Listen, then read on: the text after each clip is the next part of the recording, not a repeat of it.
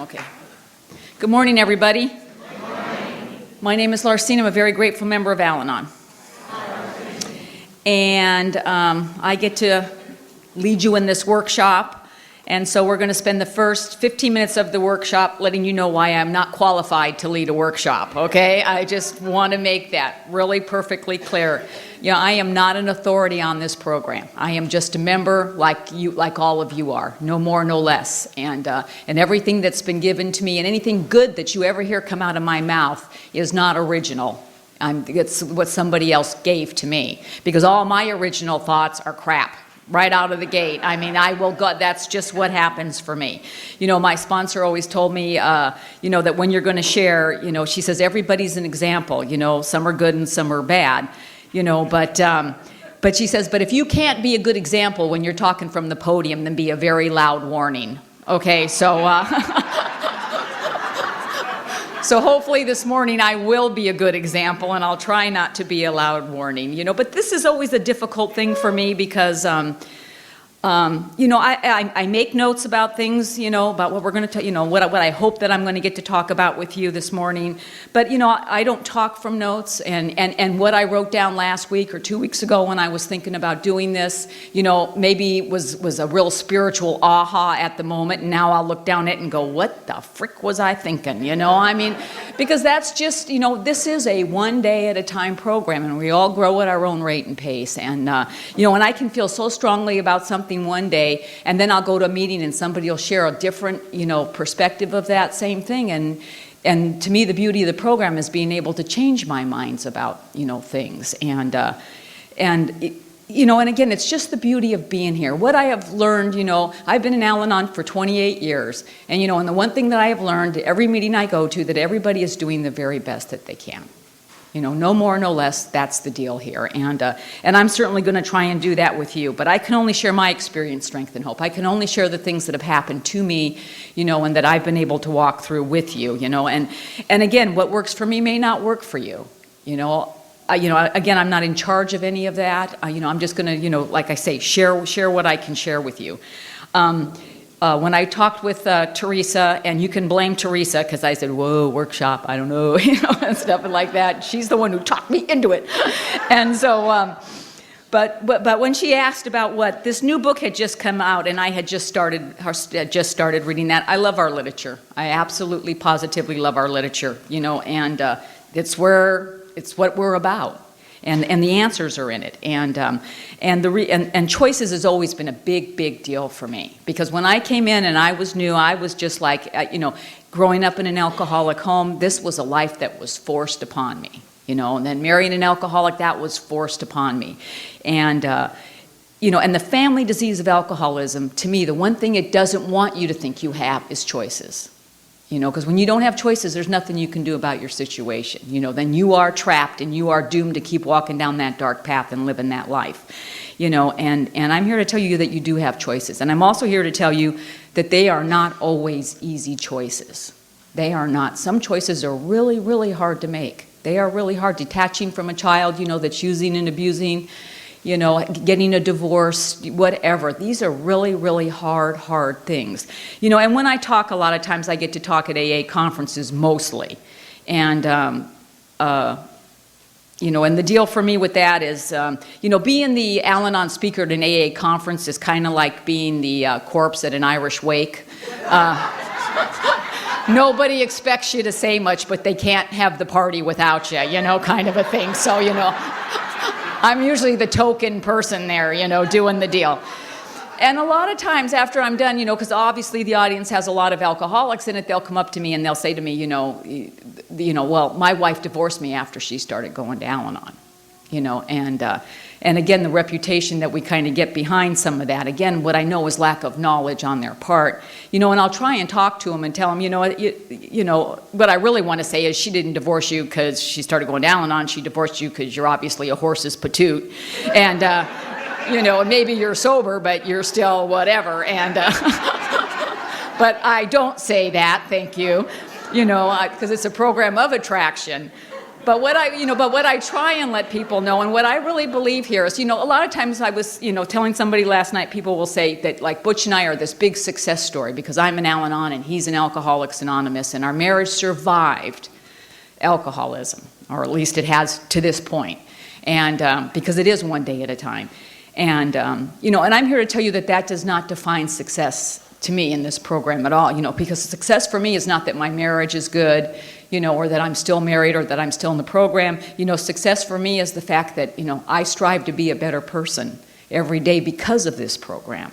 And if you're here and you're not married anymore or whatever, or you have people that are still practicing no matter, despite the fact that you've been in the program, the deal is that it is about us. It is strictly about us and our choices. And that's what defines a success. If you're here and you're doing the best you can day in and day out, then you are a huge success, as much as is possible here. And I want to read the preface of this book, because I'm not going to go into the chapter things, because I know we're going to do those in the breakout sessions. But the thing that attracted me into this book was actually the preface. It says there are no simple answers to the difficult and complex challenges of relationships affected by alcoholism. As Al-Anon members, we have a wide range of experience in dealing with every type of difficulty that results from our relationships with problem drinkers. Yet as we share our experience, strength, and hope in the mutually supportive environment of Al-Anon meetings, we often discover possibilities and positive choices. In applying the principles of the Al-Anon program to our own lives, many of us find an inner strength that has a positive effect on all our personal relationships. This book brings together a cross-section of the wisdom and insight that many of us uncover in Al-Anon as we search for understanding, integrity, harmony, and love in our relationships. In this book, we share how we use the tools offered by the program to learn about ourselves and discover spiritual resources we didn't know we had. Our opportunities for progress depends only upon how well we keep our focus on what is within our power to change. As one Al-Anon member shares in this book, my family is doing the best they can. As I gradually let go, however, I find that their view no longer makes the sky any less blue for me. In Al-Anon Family Groups, we discovered that those choices are available to all of us, provided that we're able to put our relationship problems in perspective and open ourselves to whatever each day offers. By putting our own lives on more solid footing, we can have a positive effect in our interactions with others, ultimately improving the quality of all our relationships. While there's no instant solution, we discover in Al-Anon that there are more choices available to us than we had thought. This book shares with you some of those possibilities, and I believe that it absolutely, truly does. And then the two things, because we don't have time to go through the entire book, of course, when Teresa again asked me which chapters I wanted to work on, for the morning session, I said I would like to do chapters 1 and 2, which are really about where we are, who we are. And then the afternoon session, so the first morning is about our relationships with ourselves. This afternoon, our relationship with God. It's my experience that when I'm okay with me and I'm okay with my God, then being okay with you and everybody else just falls into place. And I think that those are just really, really super important things. And the first chapter is we start from where we are. And when I came into Al-Anon, there was this great lady. Her name was Martha Parsons, and she was like in Al-Anon like 1950 something. She started coming, and she was just a jewel at our meeting. And her husband got sober once in 1954 for 6 months, and that was it. And she said when she started coming to meetings, when Al-Anon started back and she started going, she said the only question she had when she was at meetings was, how do you get that look off your face? And man, I totally understood what she was talking about.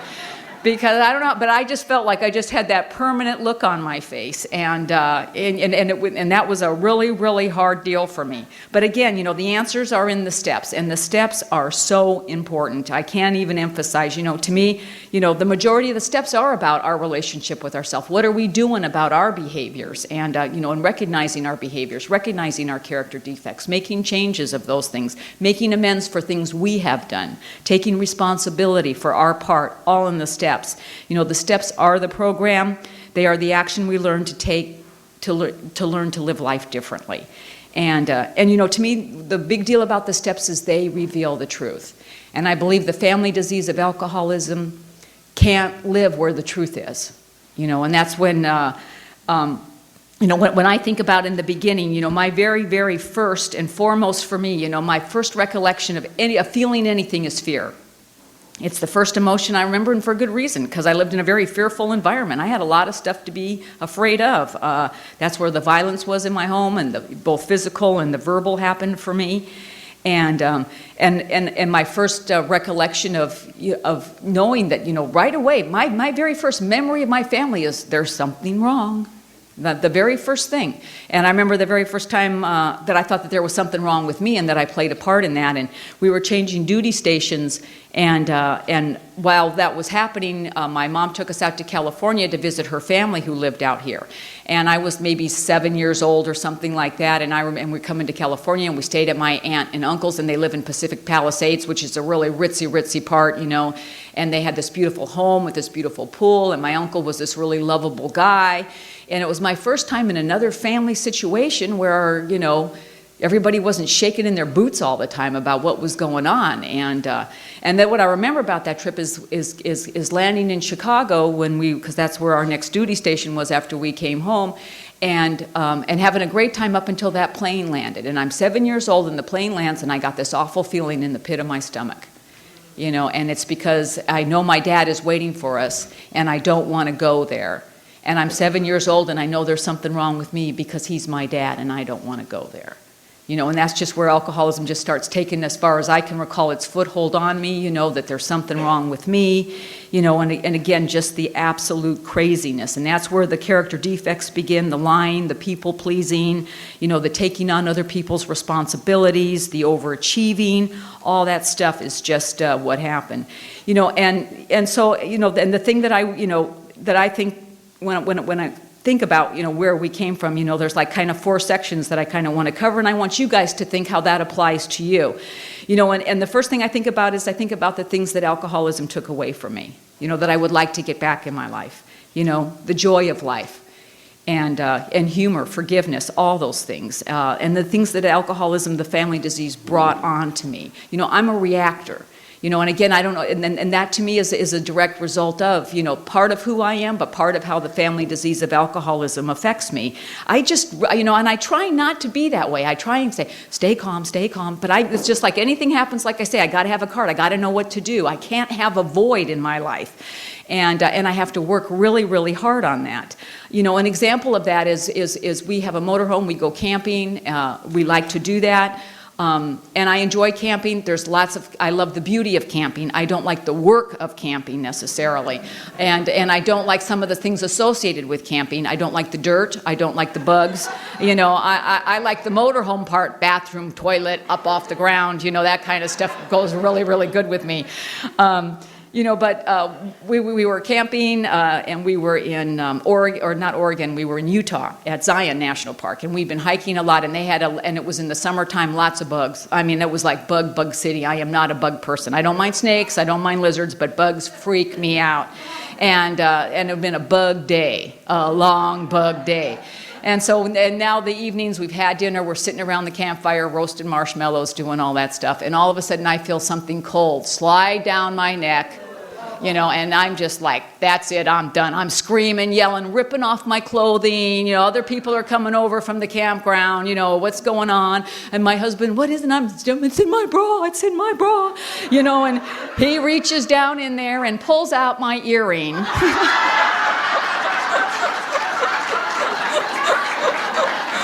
For the entire world to see. And again, it's not who I want to be all the time. And again, it's just in contempt prior to investigation, because like I say, my first thought's always a terrible thought. It's always, this is icky. This is, not what I want to have happen. And, and I'm a controller. There's absolutely no doubt about that. And I recognize that part. And again, how alcoholism affected me, because there's some illusion I have that if I can control everything that's going on, I can control the disease and make it be okay. And all it does is just make everybody around my family nuts. And again, that's not the person that I want to be. That's not what I want to have going on. And and another deal, that I've, the things that are important to me now and today, are about letting other people be exactly who they need to be. You know, I want to love my kids exactly for who they are. I want to love my husband exactly for who he is. It's not my job to be the husband. It's my job to be the wife.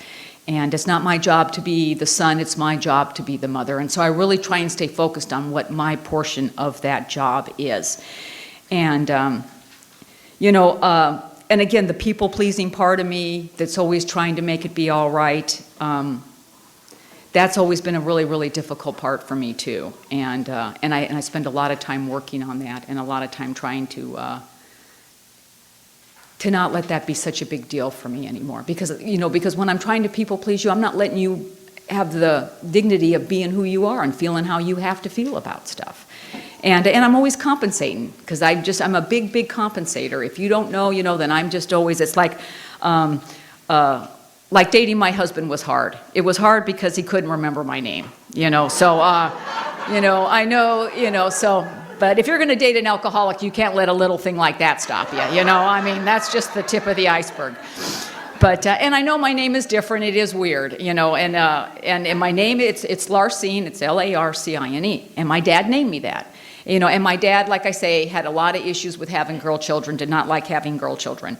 And, but because I was firstborn, my dad was very, very proud of his Scottish heritage. So he gave me this name, Larcene, which he told me was the name of a town in Scotland. So being born a girl was bad, but, you know, but being firstborn, I got this very special dispensation to get this honored name. And after I was in Al-Anon for a while, you know, of course my dad is long gone, but I was, you know, after I was in Al-Anon a while, I started looking, you know, try and look up my name. And this is before computers and Google and crap, and you actually had to go to the library. And I went to the library, and I went to, you know, the book on Scotland, could find no Scotland, you know, and so I went to the reference librarian and asked her to see if there was a place, Larcene, Scotland, and she, like, you know, called me the next day. She'd no, there's no Larcene, Scotland. And, you know, so, you know, one more time again, you know, this is crap.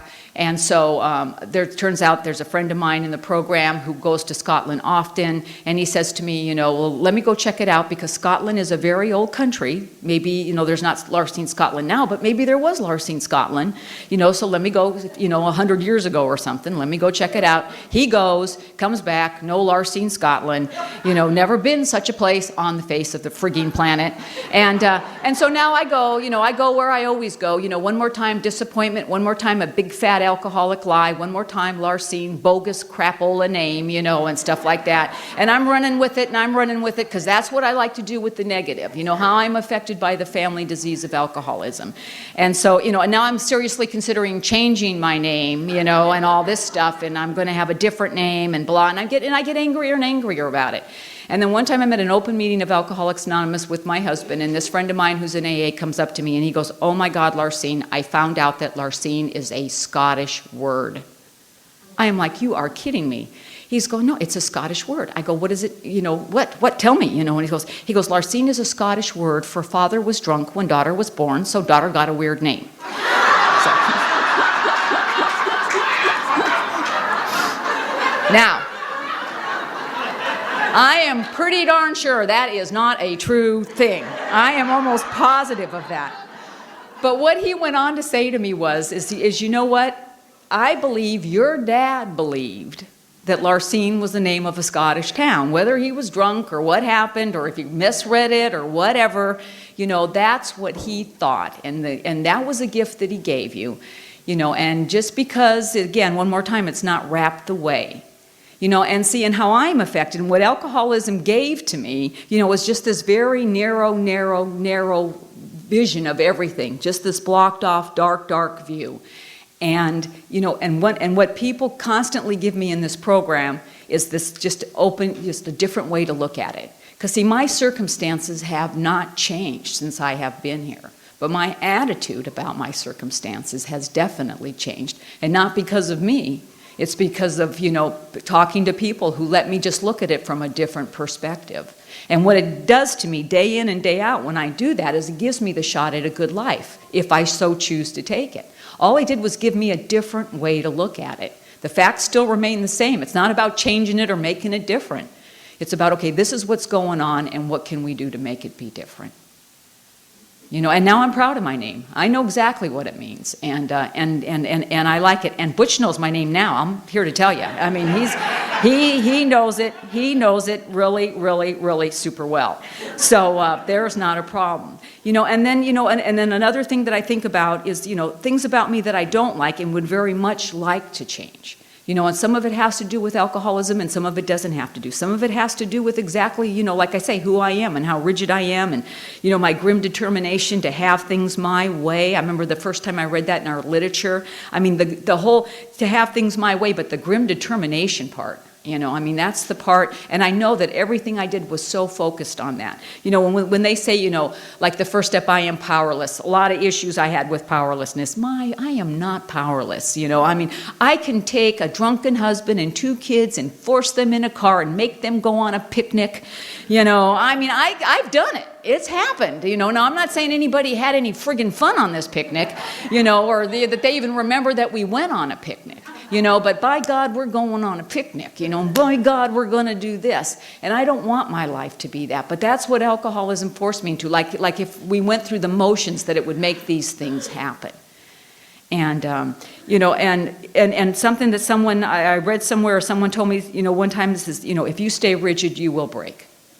And that's exactly what happened to me, because I was just so absolutely rigid about everything. And like I say, the compensating thing all the time. Like when my boys got long hair, when they were teenagers and growing long hair, everybody had long hair, So my hair starts getting shorter and shorter and shorter because somebody in the house has to have short hair, So, I don't, whatever, And again, it's just, how I always do things, And again, thinking that I don't have choices about situations and what's going on. When I first got in the program, I used to go out to see my mom. My mom stayed married to my dad for about 21 years before she finally divorced him, and I was terrified when my mom divorced my dad. I was already out of the house and all that stuff. But, my dad was always going to kill you. If my mom left him, he was going to kill her. And I was terrified for my mom. I'm like, I told my mom, God, aren't you afraid that Dad's going to kill you? And I'll never forget what she said to me. She said, I'd rather be dead than live this way one more day. My mom never made it to Al-Anon. She's not really thrilled about me being here. But she accepts it because after 28 years, she's finally kind of figuring out that it makes me feel better about who I am. And I'm really, really grateful for that. But I used to have to go out and see my mom, and I go out and see my mom all the time. But I had a lot of things with my mom because, like I say, my mom lived 21 years with this very violent, angry alcoholic, and my mom thinks she handled it all pretty well. And you don't discuss the stuff with other people. That's just her generation and what she kind of grew up with. And it bothers her. She doesn't like me, talking about family stuff in a group thing like this. She would not be pleased about this. But she says, if you have to do it, you tell them I was a good mother. And I am here to tell you my mom was a good mom. I know today my mom did the very, very best with what she had to work with too, because I think we're so fortunate. When my mom, she'll even tell me now, I never heard of Al-Anon. I never heard of Alcoholics Anonymous. You never talked about stuff like that. You made your bed, you lied in it, and you kept your family stuff inside. You just didn't talk about those kinds of things. But anyway, when I get to go out to see my mom, especially in the beginning, and I go out to see my mom, and my mom's all into always the doom and gloom and the family gossip and who's doing what. One time we had 2 cousins marry each other. That was huge. And boy, that was big stuff. But it's always, so I was telling my sponsor one time when I had to go out there, I know it's my job as the daughter, and I love my mom, and I want to be with my mom, but God, sometimes it's just such a downer, just negative. My sponsor says, well, why don't you bring some positive to it? And again, it never occurs to me about my part and what I can do to do something. She goes, wouldn't you go there? Why don't you go shopping or go to the movies or take her out to lunch? You just don't have to sit there and just, talk about, garbage all the time. Do something different. And so, and so I remember the very first time we went there, and I said, okay, and I got there and I said, wait, Mom, we're going to go, she lives out in Banning, and they got this big outlet mall. We're going to go down there, check it out, and stuff. And she was very kind of reluctant at first, no, I just want to spend the time with you. No, we're going to spend the time. I said, but we never get to shop or do those kinds of things together. Let's go. So the next thing I know, we're like in Victoria's Secret trying on dirty underwear, it was just... with my mom, it was great. We're putting push-up bra things and all this other kind of stuff. But it starts that way. It just starts with, one more time, a sponsor talking to me, giving me a shot at a good life, if I so choose to take it. because by my own devices, like I say, thinking this stuff up on my own, a positive answer on my own, just doesn't come naturally for me. Like I say, I am just kind of hot-wired to think negatively because this is how I've been affected by the disease, of alcoholism. And, then the third thing I like to go is things that I would like to add to my character, and that I would like to be able to say to myself, what am I doing to grow and mature? What things did I not have at all, ever, And I never had faith. Absolutely none. I was not brought up in any kind of religious anything. We never went to church. We never were spoken to about God. I never had faith. Humility, not a big thing for me either, because I associated that with humiliation and did not understand, what humility was about. And again, powerlessness, was not a gift that I had either. And you have your own things, I'm sure, that you want to, it's just, I think a natural process of being in here is, it was like the very first time I started feeling good about myself. It was such a foreign thing for me. The first time I heard myself laugh out loud by myself, I remember because we were going to a potluck, first big potluck thing I'm going to, and I had this lemon bar recipe, and I made everything from scratch, right down to the crust. No lemon bar Betty Crocker stuff. No, I'm going to impress the crap out of everybody at the potluck. So I got this recipe, and of course my crust, because I am not a baker, but my crust was like kind of raised above the lemon bar-y part, so some of that was kind of crispy. So I went around very carefully with a knife, and did all that good stuff. So it was just perfect. Brought it up to the sink, and the whole lemon dessert down the drain. I mean, everything just slid right out of the pan. And it was kind of almost sitting there whole in the sink, and I was trying to figure out how I could pick it up and get it back into the pan without anybody knowing it had been in my sink. And I heard myself for just laugh out loud at the ridiculousness. And it was just like, and I had to literally turn around to see where that sound came from. And the same thing being in meetings. The first time I laughed at a meeting, the first time it was, because to me, laughter is just such a precious, precious, precious gift. And I know there's serious stuff to deal with all the time. But to me, laughter is, we get scarred, and laughter is the healing. That's the healing stuff that heals all those scar tissues. And I am so, so, so grateful for the laughter. When one of the first meetings I used to go to in the beginning, we had this group, and it was in an Al-Anon club. I don't know if you have Al-Anon clubs in St. Louis. We have them in California. And of course, the AAs are always in the big room in the front, and we're always in the little crappy room in the back. And Steph, I started asking questions about that when I was going there for a while, because I am no nothing. I am sorry. I am sick all by myself. I need no flaming alcoholic to help me out. So anyway, but this meeting we were at, after we were there, one of the newcomers one time, she came in after I'd been in for a couple of years, and she goes, God, I like you guys, but the front always seems so much more fun, because of course the A's, and they're always laughing and carrying on. So then we made a pact in our meeting that every time that we heard the A's laugh, we would wait 60 seconds, and then we would all start laughing hysterically in our meeting. So they would wonder what was going on in ours. Because I hate the reputation that we get as Al-Anons, about being these mopey people and, blah, blah, blah. Nothing is further from the truth. Absolutely nothing is further from the truth. But how I'm affected by alcoholism is that I'm a second-class citizen. I'm supposed to be in this other room. I am just a part, I'm just, that's why I don't like those terms. And I understand, people use them, and I got no problem with that. But I don't like codependent, and I don't like, any of that kind of stuff. Because, then it takes the focus off of me. The focus is supposed to be on me, where I do have some power over my life.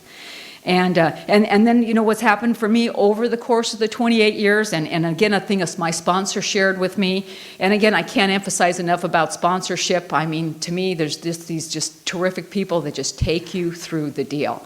And it's really important for me to have a sponsor, because I'm really good at faking it. That's one thing alcoholism has taught me how to do, is just how to look like you're okay and talk like you're okay while you're dying on the inside. And stuff. And because I can take it to a sponsor, she knows that about me. And she knows when I don't know that I can't say I don't know. But she has a way of just bringing that out in me and helping me to do with it. And one thing that she taught me that is very, very important to me, is about, she said for every second in the program, that's 1 second I have to keep my mouth shut instead of react. And now I got 28 flaming seconds. It's a long time. I'm here to tell you it is a long time, but it is the biggest blessing in my life today. It's just that not having to react to anything that's going on. If I can just stop for 10, what you can do in 28 seconds? You can say a lot of prayers. And then basically, my go-to prayer all the time is just God help me. Just God help me to do what I have to do and how I have to do it. And then I kind of want to end up this session with, the fourth section for me is, I want to end that on a positive note. And the one thing that we focus on our character defects. We focus on the things we want to change. We focus on the things we want to add. But it's just as important to remember about the things that you like about yourself. I think that's, again, one more time, I tend to forget about that. I was at a meeting one time and this gal was sharing, and she was one of those that always had the doom and gloom story all the time. And then she got up to share one time at a meeting and we're all waiting for the doom and gloom story. And she said, my sponsor talked to me yesterday and she told me to tell you all that I'm better than I think I am. And that just really stuck. And every time I'm thinking I'm a piece of crap or whatever, or I'm stupid, or I am not worthy, or I have nothing to give or nothing to share, that's the deal, is that we are all better than we think, we are. And when you're thinking about the things that are good about you, I hope that you stay away from the usual Al-Anon, I'm loyal, I'm dependable, I'm reliable. There's a lot of things that are good about you. And you should also pick something about your physical, feature, your physical self that you like about yourself. Because I think we beat ourselves up a lot about that. I love in our literature where it says, how we weren't attractive enough, not smart enough. Again, these are really, the literature is so important because it really defines how we're thinking and what's going on. And the bottom line is there is something beautiful about all of us. And if you are totally stumped to come up with anybody, then I want you to turn to the person next to you and ask them, what is good about you? Because I'm sure they'll have an answer. I know your sponsor does. Those are just, and when you hang on to that positive reflection of yourself and see yourself the way that God sees you, because as my sponsor likes to say, God doesn't make junk. He doesn't make junk. And he made all of us. And again, how we're affected and what we're doing, is totally up to us. And that's really kind of all the good stuff I have from my notes. Again, I'm going to compensate for Leslie and keep us on time. So... But before we break out into the group, I want to read to you guys the page that really helps me stay focused on what's going on in my life. And it's coming up. It's my favorite page. I read it so many times I can't even tell you. I could probably absolutely repeat it by verbatim without the book, but I'm going to read it from the book to make sure I don't mess up a page. And it's in the One Day at a Time, and it's January the 21st. And it says, if I can see myself clearly and honestly in relation to my present circumstances, I will not become the victim of self-pity or resentment. If I do what I should, I will be at peace with myself. It is only when I compare my lot in life with that of others that the destructive emotion of self-pity is allowed to engulf me. It is only by taking offense at what others do that I will be afflicted with resentment. If I feel what I am doing is right, I will not be dependent on the admiration or applause of others. It is gratifying, but not essential to my contentment. I will learn to judge my own motives, to evaluate my own actions so that little by little I can bring them into line with my standards and ideals. Today's reminder, nothing has the power to hurt my feelings and stir up unwholesome emotions in me unless I allow it. I will do what is given me to do. I will do it as well as I can. That will be my inner security against which all outside battering will be powerless. Labor not as one who is wretched, nor yet as one who would be pitied or admired. Direct yourself to one thing only, to put yourself in motion and to check yourself at all times. So thank you for letting me share with you guys this morning. It's the one that put the workshops together. And so what we're going to do now, first of all, thank you very, very much all for coming and participating in the breakout groups. Okay. There you go. So what we're going to do now, and again this afternoon, is have members who have chosen and decided to be the spokesperson for their individual breakout groups, and they will share briefly on what was gathered and taken into heart and soul from their meetings and what was shared. And we'll just, I think, maybe just kind of do this. I'll be the one to choose. Okay. I'll just go down the list. Our almond person, if you would come up and share. Mm-hmm. Thanks for letting me get me over with. Hi, I'm Mary Bell, a very grateful member of Al-Anon and also a double winner. Hi, everybody. Good to be here today. We were part of Chapter 2, A Solid Foundation. And these are just thoughts from the group. Do I make choices for myself? How do I react negatively with fear and shut down? Do I take the 28 seconds to think about this? Is this my business? Do I use the 28 seconds to think, is this my business? I lost all my excitement for life, all activities for me before Al-Anon, trusting other women, my God, and then finally myself. Don't believe everything I think. Self-trust, honesty with myself, with my choices, what to put out there, what I choose to share, faith and trust in my God, and what do I need to learn from maybe something that didn't work out the way I wanted it to work. Judging others and make sure I'm not still doing those pre-recovery traits. Possibly do I need to communicate my feelings about this. Any healthy relationship needs trust, taking time to think things through, maybe even do a preparation before I open my mouth, treat the other person as I would like to be treated. Oh, we've heard that since childhood, but how many of us are capable of doing it? Do I ask for what I need and want? Or is my fear of rejection or being dismissed or being squelched or shamed and not saying how I felt because of my dishonesty about what I'm feeling? Oops. Being direct about what is right for me. Do I shut down because of fears of other people, or do I do what I need to do for me despite my fears? Do I just survive, or am I learning in Al-Anon how to thrive? Thank you all. Okay, the next person will be from the truffle group. Truffle on up here. Do we have a truffle? No? Do we have a toffee? All right, toffee lady, come on up.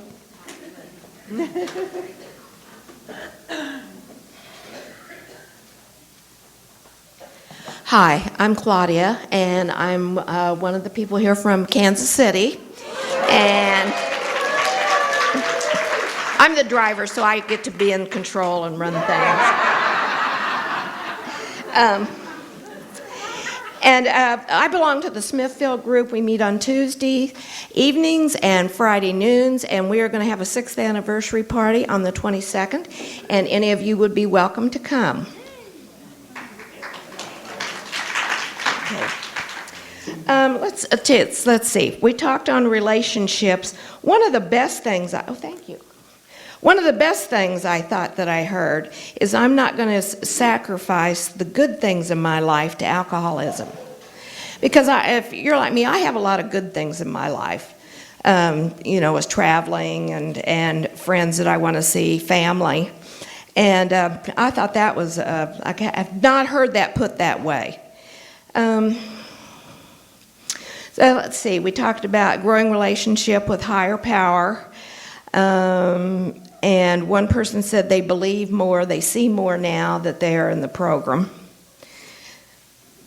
Let's see, what else I have here? Oh, and one person said on the question, what do I want with my relationships? And one person said, let it be what it's going to be. To let go and just let it, let God take care of it. I had that one too, also just more serenity in my relationships. And another person said, only me can make me happy. Which I think is true. And then we were done pretty quickly with our questions, so we just kind of had like a mini meeting, and it ended up being discussing boundaries and different problems or different techniques we'd use to set boundaries in relationships. And I guess that's about all I have. So thank you. How about some fudge?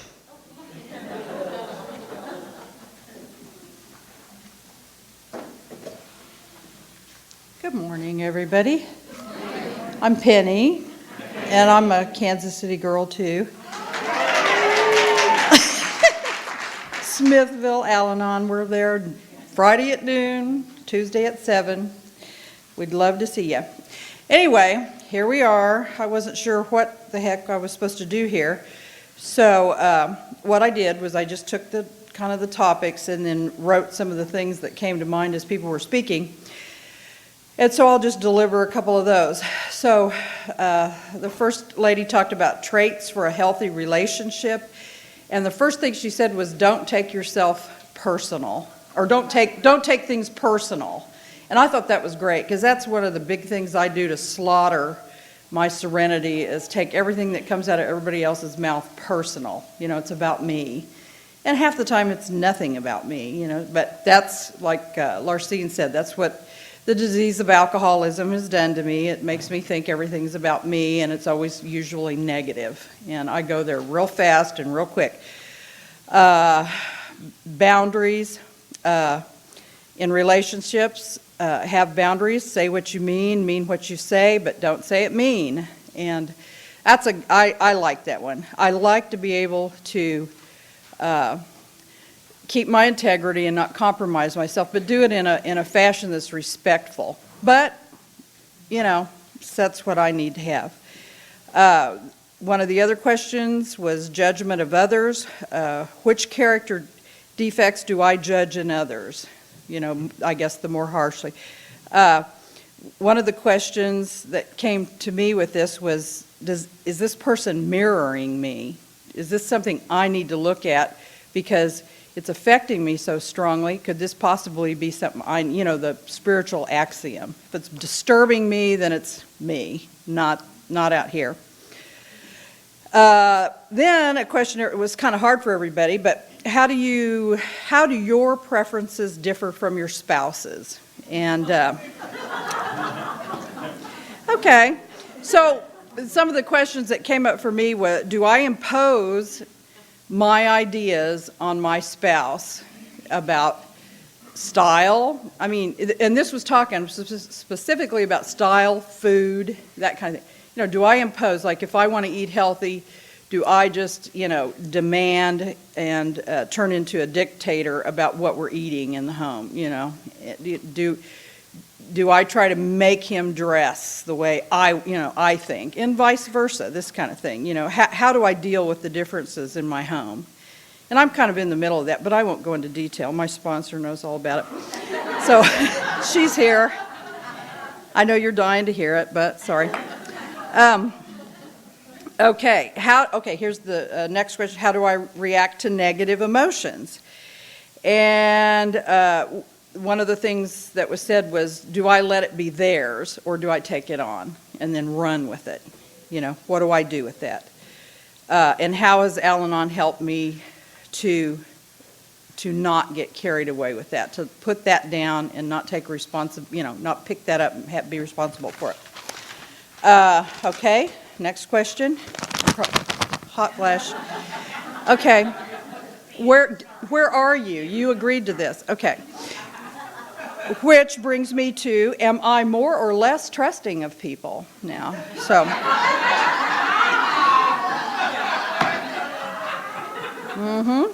Okay. I just needed fanned, lady. Remember? We agreed. Okay. Am I more or less trusting than I used to be? Okay. And some of that came up was, the extremes. I trust nobody. I trust everybody and just gut myself everywhere I go and give it all away before I even know if this person's safe or trustworthy. And kind of what most of us have learned, are learning, or probably in all kinds of different stages, is for me, I've had to learn to be patient with that process and not just hand myself over before I know where somebody's coming from, or if they are a trustworthy person, and also to not, refuse to even come out of my comfort zone at all. One of my best things, and I thought this was serenity. I had isolation and serenity mixed up, and I didn't know that. It was cool with me. Go home, pull the blinds, lock the door, shut the phone off, safe, So anyway, I'm learning more about, discerning, just how far I can go and keeping myself safe. While I'm learning if you're safe or not. And not feeling guilty about that. I need to learn that. That's okay. I don't have to feel guilty because I'm not giving my whole self away to you. And something somebody else said was not trusting, stay away from me because I don't want you to hurt me and I don't want to hurt you. I don't want to deal with it. That was the preface for my isolation. It was just easy. And I think that's it. I want to share one more thing, though, from last night's deal. And I forgot your name, back there in the pink shirt, Alateen. She got an index card, an empty index card, and she held it up and she said, "This is a day." And she said, "But what I get into is the whole calendar."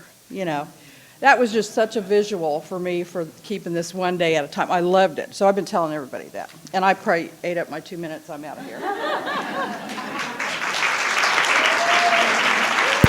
Could we have molasses? Molasses? Slow as molasses? All right. Hi, I'm Rosemary.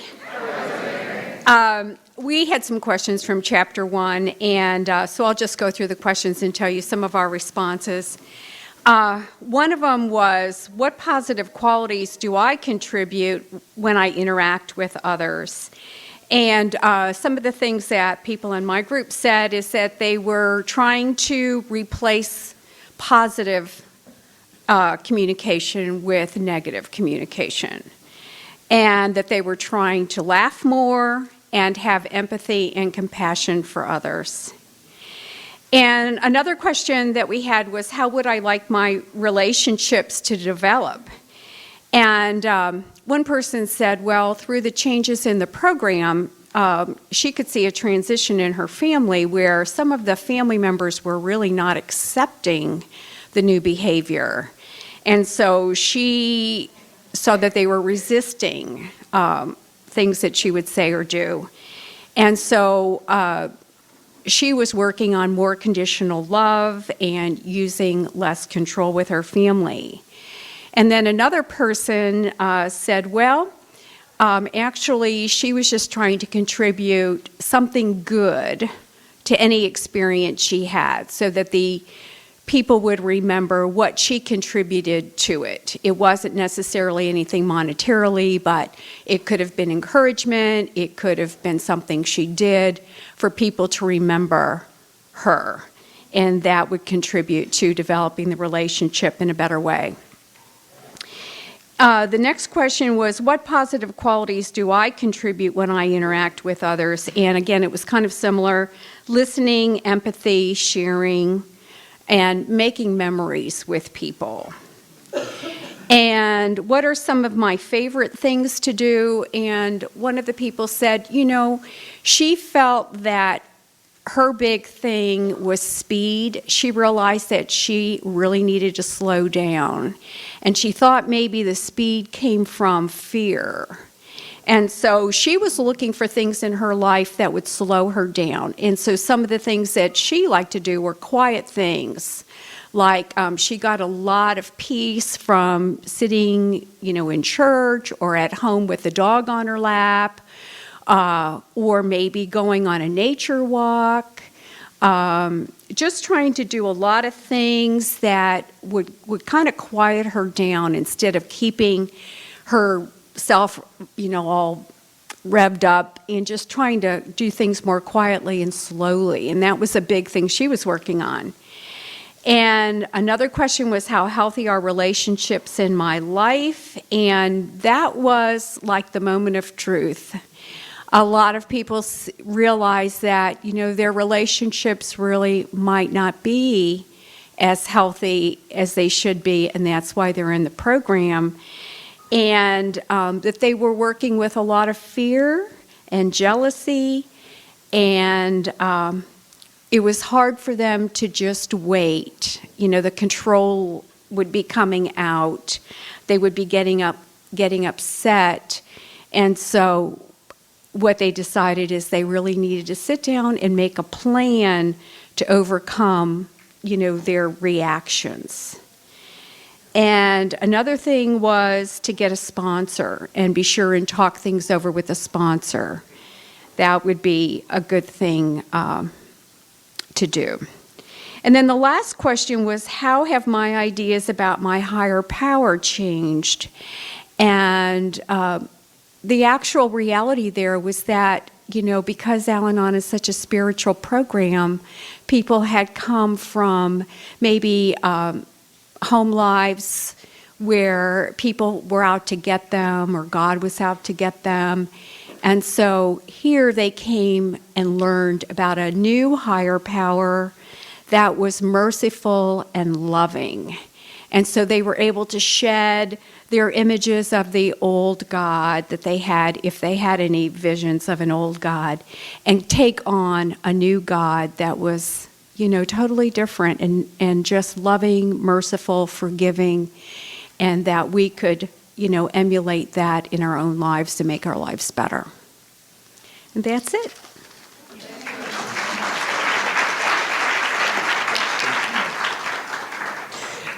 Cashew. Gesundheit. Hi, I'm Ray. Unfortunately, I was unsuccessful in getting a spokesperson for today. I did have one last night who did not return this morning. So I don't have a whole lot to offer other than I was very impressed with my group. I think their sharing was extremely open and honest. We pretty much filled the entire time, in fact, right up to the minute. And that's about all I have to offer. Thank you.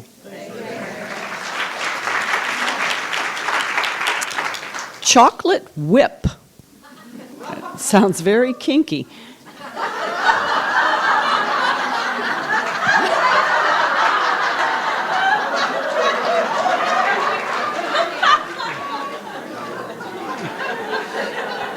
Thank you for the warm introduction.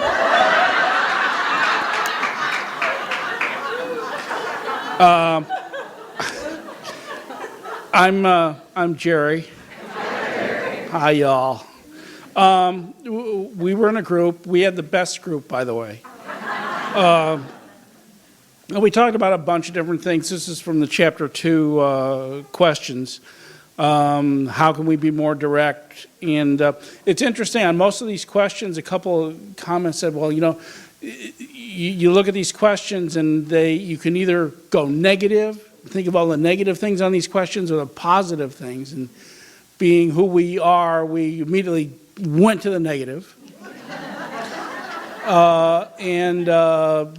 But gradually coaxed our way back to the positive side of these questions. Like, how can we be more direct? Well, you think, well, I'm always focused on the needs of others, and therefore being direct is very hard. But if you think about it, you're in the program, you realize you have responsibilities to yourself as well as to others, and it's hard, and just being able to think about it is a good thing.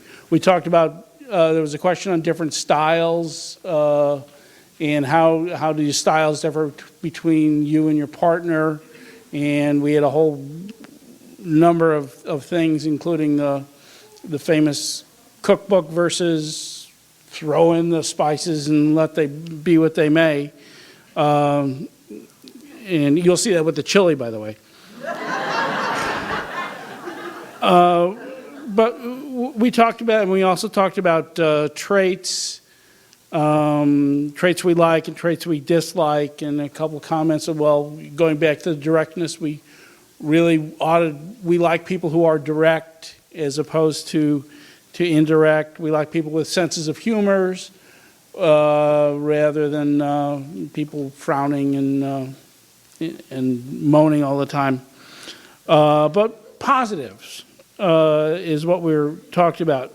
And how do we react to negative emotions? Well, it's a challenge to react. And everybody thought the waiting the 28 seconds or however long is necessary is really a good thought.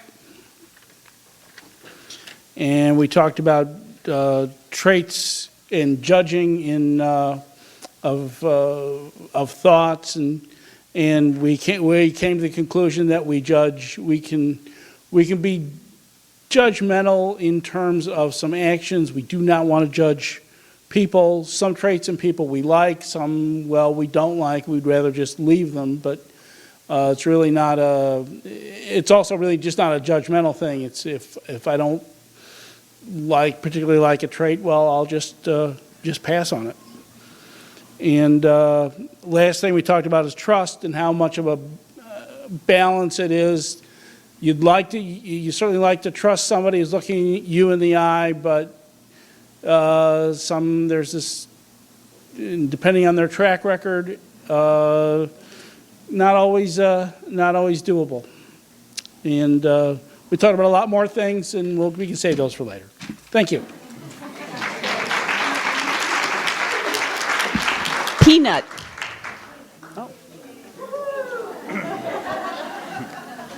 Get some frisky peanuts out there.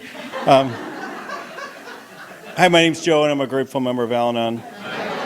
And we had questions from Chapter 1, and I'll just give you a little bit of high points. The one question says, how healthy are the relationships in my life? And the person basically said, I'm in healthier relationships today, but I'm also healthier in them. And that was nice. And what am I doing to grow and mature? And we heard a great story that you had to be in our group to hear. And but I'm allowed to say, I'm willing to get out of the way, get my part out of the way, and I'm willing to keep it simple and to show up. And one of the questions was, if I weren't so worried about what others were doing, what would I do? And the consensus was we had no clue. It sounded, the prospect sounded boring. Like, why would you do that? So anyway. And then one of our members, the question was, what's your favorite thing to do, or what's one of your favorite things to do? And it ended up being a story about being in the line at Starbucks in the drive-thru, and the machine was broken and they were waiting for 5 minutes. But the point was the snowflakes were falling on the windshield, and just how beautiful the snowflakes were, and that, even as adults, sometimes it's in the program, we're just for the first time realizing some of the simple beauty and I thought, God, only in Al-Anon would we have this grateful story about being stuck in line with somebody who doesn't know how to work the cash register. My favorite thing to do is to be stuck in the snow with somebody who doesn't know how to make coffee in front of me. And how has my, I didn't write the whole question down, but it's something, how has my relationship or how has my view of my higher power changed? And the one person said, I didn't have to have a different, some people have to get a different higher power when they come in the program. And this person said, I didn't have to get a different God, but I had to have a different relationship with God. And the other person, shared how their childhood God was, God will do miracles for anybody but us. Our family's got to fend for ourselves. And that transfers into the program where the steps and this program will do miracles for others, but as an individual, I can still say, but me. And that was so cool that those two comments came together, because for the second person, all we had to take was the but me off the end of that belief. And it didn't have to change the childhood God, you just had to get inside the circle.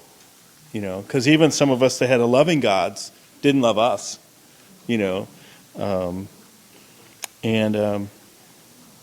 how would I like a relationship to develop, and as God wants, or I want to participate.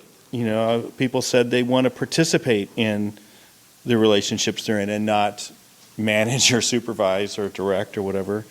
And then also saying that relationships are more than just that one person I'm focused on. There's that whole story about the man in the flood, and God's going to take care of me, and the boat comes by, and he says, God's, no thanks, God's going to take care of me, and then the helicopter, and then God finally says, I sent 5 boats, a log and a helicopter, I don't know what you're waiting for. And so I want to be open to receive love where it is, and not where I'm trying to find it, not just where I'm trying to find it. So that was, I'm the morning Peanut, and then we'll have a different person in the afternoon. Thanks. Okay, we're going to go ahead and stop the sharing right now, but we'll resume it in this afternoon session. And I know we're going to get going, but can I just have a... Hi, everybody. I'm Larcene. And first of all, I really want to thank the Alateens for their enthusiasm and all the stuff they did today. I think, Alateen is a part of Al-Anon, and that you guys support him, that you do, I think is a real testament to you guys. But unless you have enthusiastic Alateens who can help carry the message to the other kids that suffer from this family disease, and you guys have a really good group there, and I just want to thank them for everything they did. Really nice. I also want to say how much I enjoyed breaking out in the groups. The real meat of this program to me, is being in meetings and being with people and hearing what people have to share, because it gives me a different perspective, to look at the things, that I'm thinking about and feeling about, and one more time makes me feel, a special part of this group. And, and I do live in California, and that's where my home group is and all that, but I know I could come to St. Louis and, and be just as welcome and feel just as comfortable, and I really want to thank you guys for that and for welcoming me as you have. Again, this is the second part of the workshop. Again, it's not what I do. And the second part of, the choices part for me and the relationship thing for me is the higher power thing. I had a big discussion with God this morning, that he's always getting me in these jams that I don't want to be in, and, never say no to a commitment. And, but then, I always, I am so grateful when I came here that there was no God. There was just no God for me. I just didn't have a God, wasn't brought up with a God, and didn't have much faith in a God in the world that I was living in. I didn't see how that could possibly be. And, and the relationship that I have with the higher power today is just absolutely amazing. I'm very, very tight with my God today, and I discuss everything. I tell him what I want him to know. Yeah, kind of. I know that about me now, and but when I was talking with God, it's just, please help me carry the message the way you would have me carry it, because I really want you guys to know this is not my message. I just get to be a messenger. Again, everything good or anything good that you hear that helps you has really come from somebody else. It is not. It's not my original thought, and it's always my intention, as I say, without fail, every day. I turn my will and my life over to the care of God. I can't imagine living that way anymore without it, and I don't want to. I absolutely don't want to because I like my life. When I give it to God, it gives me the shot at having a good life, and I am so, so grateful for that. So again, I kind of broke it down into a couple little different sections, and the first thing, getting okay with my God, and my initial thing when I got here, and of course, and if you're new and you sit here and you're doing the steps, I mean, it's kind of like, the first step, I'm powerless over alcohol, my life has become unmanageable, okay, I'm there, and then, you're come to believe that a power greater than myself.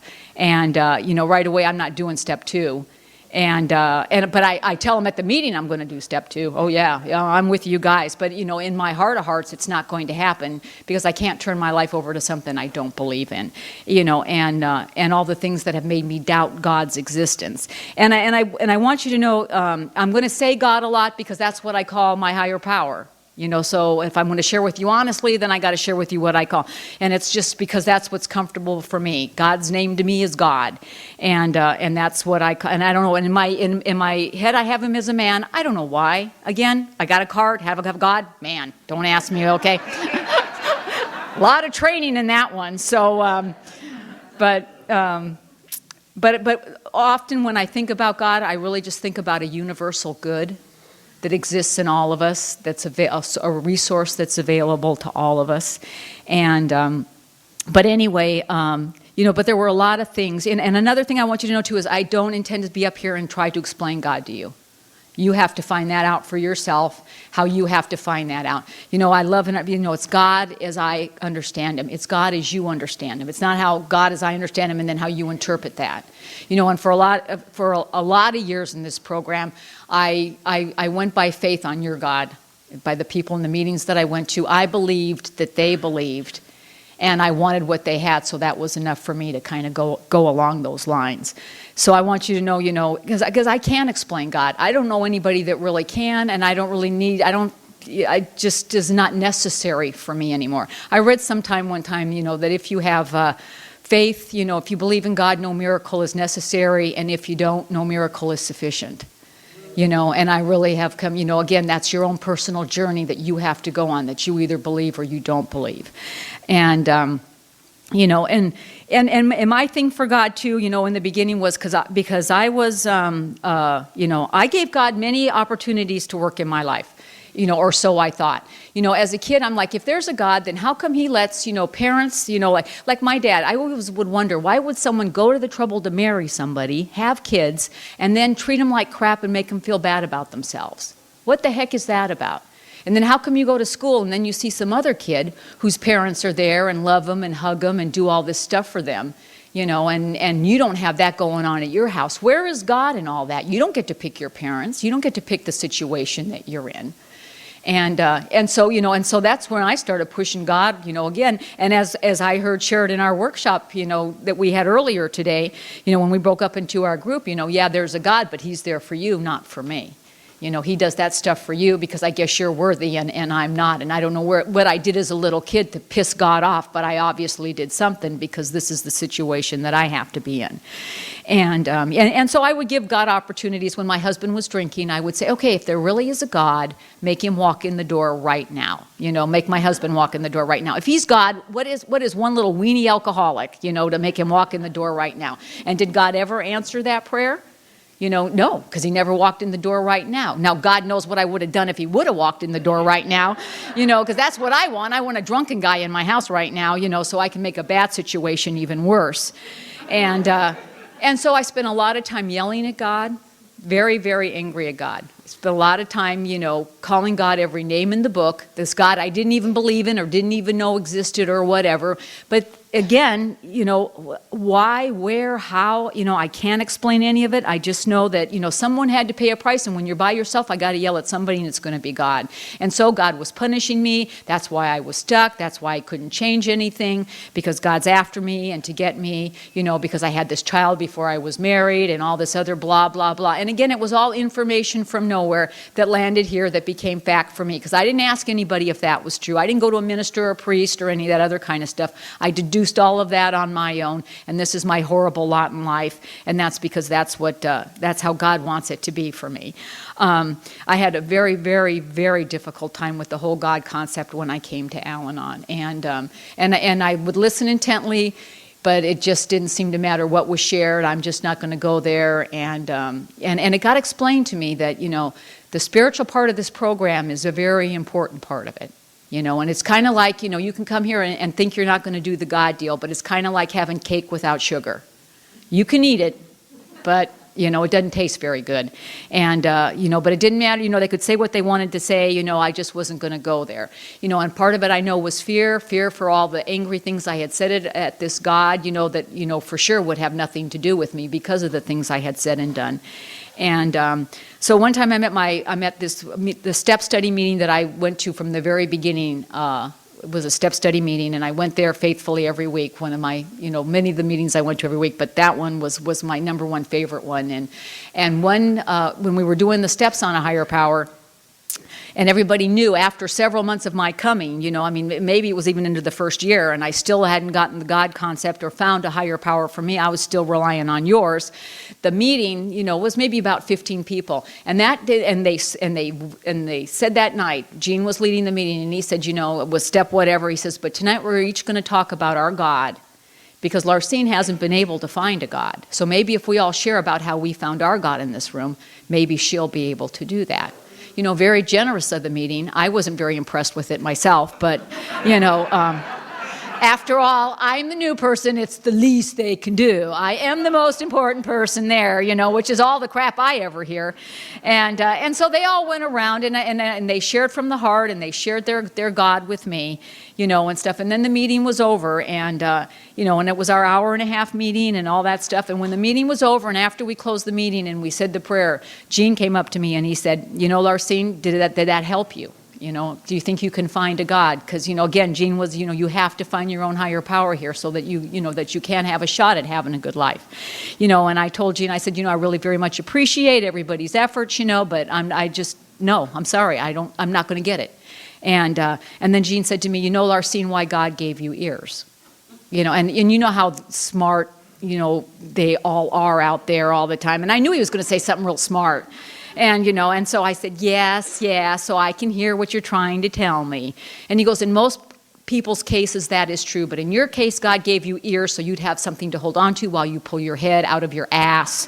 And now, again, I don't mean to ever imply how meanly, you know, people were to me in this program or whatever. But, you know, there is a huge, huge difference between can't and won't.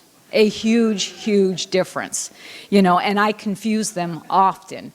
And, you know, and that night, you know, it was just, and I had to hear it exactly that way. So that night I went home and I went in my backyard and I, you know, looked up to the sky where, again, for whatever reason, that's where my God lives. And I said, you know, my name is Larcene Gantner, gave him my address and my phone number, you know. Because he doesn't know where I live. I mean, you know, I've never really did, you know, my first attempt at an absolutely sincere, unselfish prayer was, they tell me that I have to have a higher power in my life, and I don't know how to do this. And frankly, I'm scared to death of you if you do exist, you know, and then if you do, how come you've left me alone for so long? Not knowing anything about, I never saw it or did any of those kinds of things. So all I'm asking for is that you know, show me what I'm supposed to do. But be very gentle with me because I'm super sensitive. I could run easily, you know. And again, there's all these things. I always start out with really sincere prayer, and then I got to put a lot of little notes on them and stuff like that. Because, you know, like they say, be careful what you pray for, you know, and stuff like that. You know, that's when people tell me they're praying for patience, oh, don't do that. You're going to get more patience practice than you want. Trust me on this. God hears the prayer, and boy, he's right on top of it, you know, and I absolutely positively do believe that. And so I ask you to ask yourself, you know, the things that make you doubt God's existence, you know. And again, I know there's a lot of things that go on in the world that are totally, Why? Why does this happen? And I can't believe in a God that lets a building catch on fire so little kids can die, so someone can learn a lesson from this. I don't understand any of that kind of stuff. And what I've come to learn here is, is God doesn't let those things happen. We live in a world that has physics and science involved, and two things can't occupy the same space. And if you're going to get in an automobile and drive drunk, you might be killed. That's just a fact of what goes on. That's a choice that you make anytime you do anything. And getting up every day, walking out on the ice, doing whatever. Again, I can't explain any of it. It's just we have to live in the laws of nature. In order for us to be able to live, God made a world for us that could support our life. And that comes with nature, and that comes with rain, and that comes with sun, and it comes with all the things that we need to sustain life here. And I don't think God has anything to do with those bad things that go on or anything. I think God mourns and is saddened as much as we are by things that happen. Alcoholism. Why do people get sober and some people don't? How come my husband gets sober and yours didn't? Did I say the extra prayer that you missed out on? Or anything. And what I've come to know is that I don't have anything to do with that. I believe prayers help. I have absolutely no doubt about that. I have a strong, strong faith, in the power of prayer, only because it brings me closer to a God and reminds me, that there is somebody in charge, and though I may not understand the outcome, again, there is a bigger plan that I can't see. And, and what's the worst that can happen? They can die. And it happens all the time. My sister's dead behind the disease of alcoholism. My father's dead behind the disease of alcoholism. How come they had to die, but my husband gets to get sober? Who gets to pick and choose all this? It's not. My husband got sober because he made a decision to do so. And then he does the things that he needs to do to maintain that sobriety. That's why he gets to be sober. I hear people say, but for the grace of God. I don't believe that. I think it's but for the acceptance of God's grace. Because I think God's grace is available to every single person in this room. It's whether or not you're willing to accept it and then go down that path that gives you those opportunities. And then when I came, coming to believe in a higher power, I did that thing in the backyard. Okay, God, okay, that started the journey for me. It doesn't matter, my favorite line I read the big book of Alcoholics Anonymous, because I think it's kind of interesting. It's their story, and it's like General Patton reading Rommel's book. He was the German general. You got to know what they're thinking. What's up with the alcoholics? So I recommend reading the big book of Alcoholics Anonymous because you know what you're dealing with. And but my absolutely favorite line in the big book of Alcoholics Anonymous, and there's a line in there, and it says, "God does not make too hard terms on those who seek Him." And that's to me just the most phenomenal thing. Because there's not. There is just not too hard terms if you're willing to seek. There's not all this stuff I have to do. That's not the relationship that I have with a higher power today. I believe that my God wants me to be happy, joyous, and free. He wants me to be as maximum service to Him and to my fellows, however that is laid out to me to do on a daily basis. But there is not, though, I must do this, I must do this, I must do this to have God's love. I read in another book that there is nothing I can do to make God love me anymore, and there is nothing I can do to make God love me any less. That's just the one thing that is a constant in my life is God's love. And but I started this journey with God, and it started out, okay, here we go, and so I like to test God. I don't know how you guys are. I just love to test God's will for me, because there's Larcene's will, and then there's what I'm supposed to do. That's always what's going on. And I am responsible, and I take my responsibility seriously, but I want to do what I want to do. And when I was, in this first part of Al-Anon and doing this God thing, and I was working, and I had the kids, and I had this full-time job, and so a lot of times I was close enough at home that I could go home at lunch and get some things done for home stuff, to get that out of the way. But then, then I started thinking, okay, well, why don't I just do something for me instead? So I would say, okay, God, if when I go out at lunch, if the car turns right, I'm going to go home and take care of my chores. If the car turns left, I'm going shopping to get the shoes, and because I'm a shoe person, and So anyway, and miraculously, day after day, car turns right, car turns right, car turns right, you know, and I'm getting shoes. I'm happy, you know, and obviously this is what God wants for me, and I'm sharing it at the meetings. This is my big spiritual story, you know. I give God, you know, he can make the wheel go. You guys told me, you know, blah, blah, blah. You know, and again, and then one day, I don't know, a couple of months into this, I go out and it's raining, and I've parked in this different area of my parking lot because I got to work late and I had to park kind of and part of my wheels had fallen over the concrete part into the dirt part, and so I go to back up, but I'm stuck in the mud.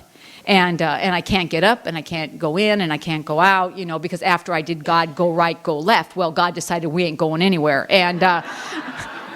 and that's what got, again, one more time, you know, and maybe this is the games that I had to play with myself to find a God that I could get comfortable with. But when I was playing okay, you go right, you know, or left if we're going to go home, you go right if we're going to go do what I want to do. And that day when I couldn't go anywhere, I also got the message, you know, that God telling me, stop playing with me. You know, it isn't about, you know, this trivial stuff. You know, and that's how I want to make it be on that side, maybe that simple of a level so that I can understand it. But my God is way much bigger than that, and he really doesn't care about the shoe game. And again, the way that I had to learn that for me. I mean, I have parking issues all the freaking time. I mean, I don't have, driving I am wonderful. Parking, that's where God is always talking to me and always helping me out. I had a lot of issues with bars because my husband drank at bars. I didn't like bars. And one night I'm coming home from my meeting and I'm out of gas. So I pull into this gas station to get gas. Well, this pump it was broken or something was wrong with it, so I had to swing my car around. And as I go to swing my car around, there is a huge curb there that you cannot see. And my front tire went off the curb, you know, and so I'm hanging like in air off of this curb. This is not good. And so I get out of the car and I go to the gas station attendant, and the guy goes, yeah, it happens all the time.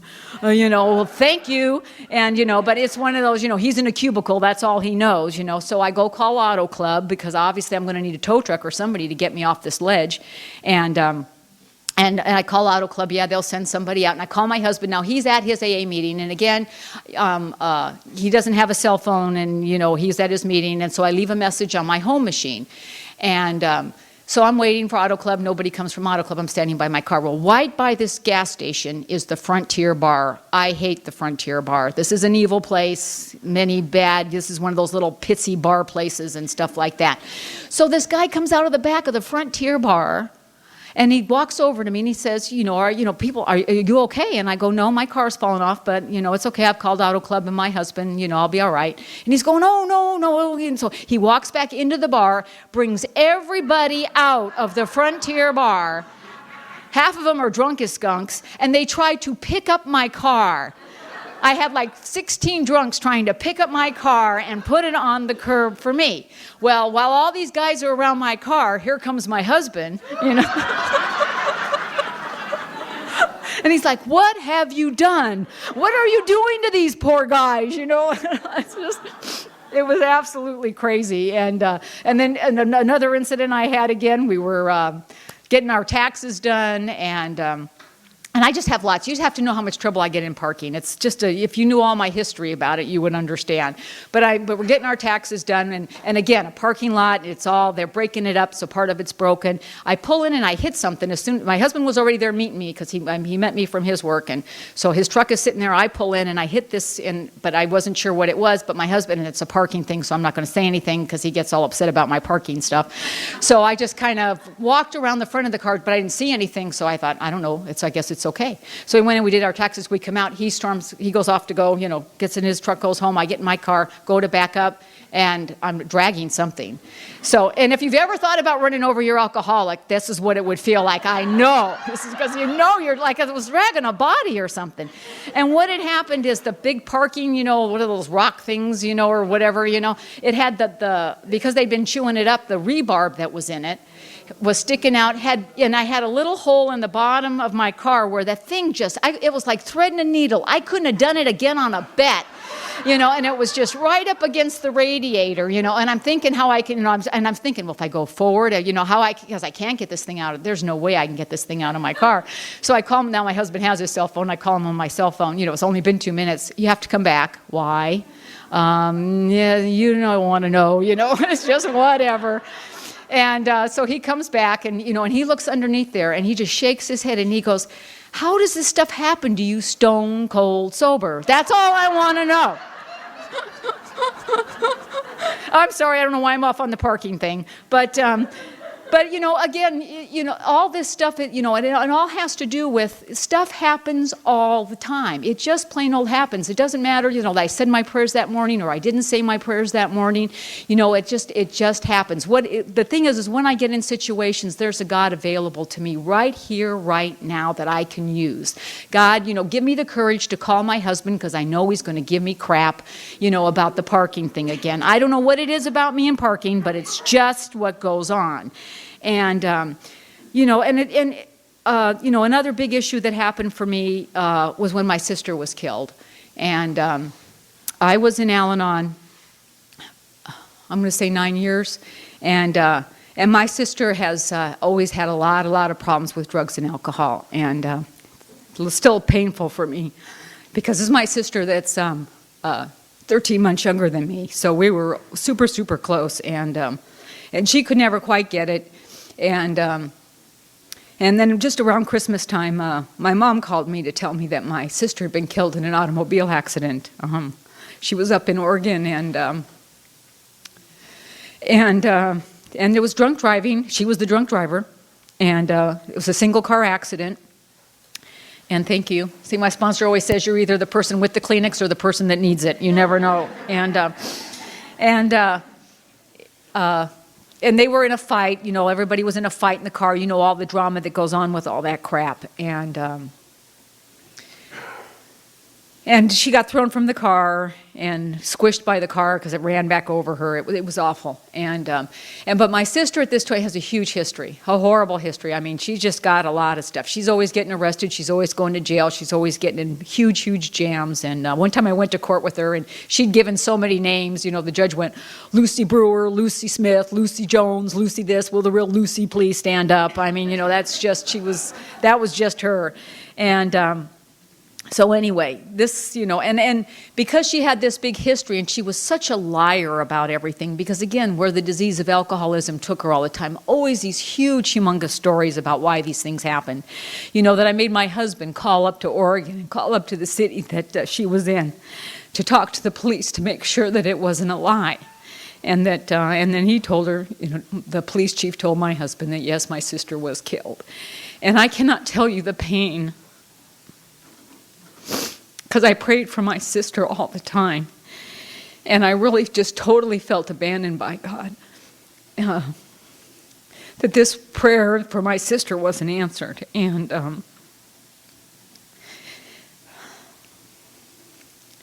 and I went in the bathroom and I just fell to my knees and I just, and all I said was, God help me, because that's just how I felt. I just didn't know what else to do. And I absolutely had this just moment of clarity. And I really believe that God came to me, and it's the only time that it has ever happened to me. And it was just a voice in my head, and it was just a total peace and calm that came over me that just said, your sister's okay. No more, no less. She's just okay. And I just had that, it wasn't God, please make her be alive again, or ask her, God to do something that's impossible to ask. It was just, it was just that instant relief that I did ask God for help and that he told me my sister was okay. And then I went right back, I had that moment of peace, but then I went right back into the whole deal again. And, but I know that my sister's okay. I don't know how else to tell you that. I just know that she is exactly where she is, as a matter of choices that she made, and if I'd have made the same choice to do the same thing wouldn't have happened to me.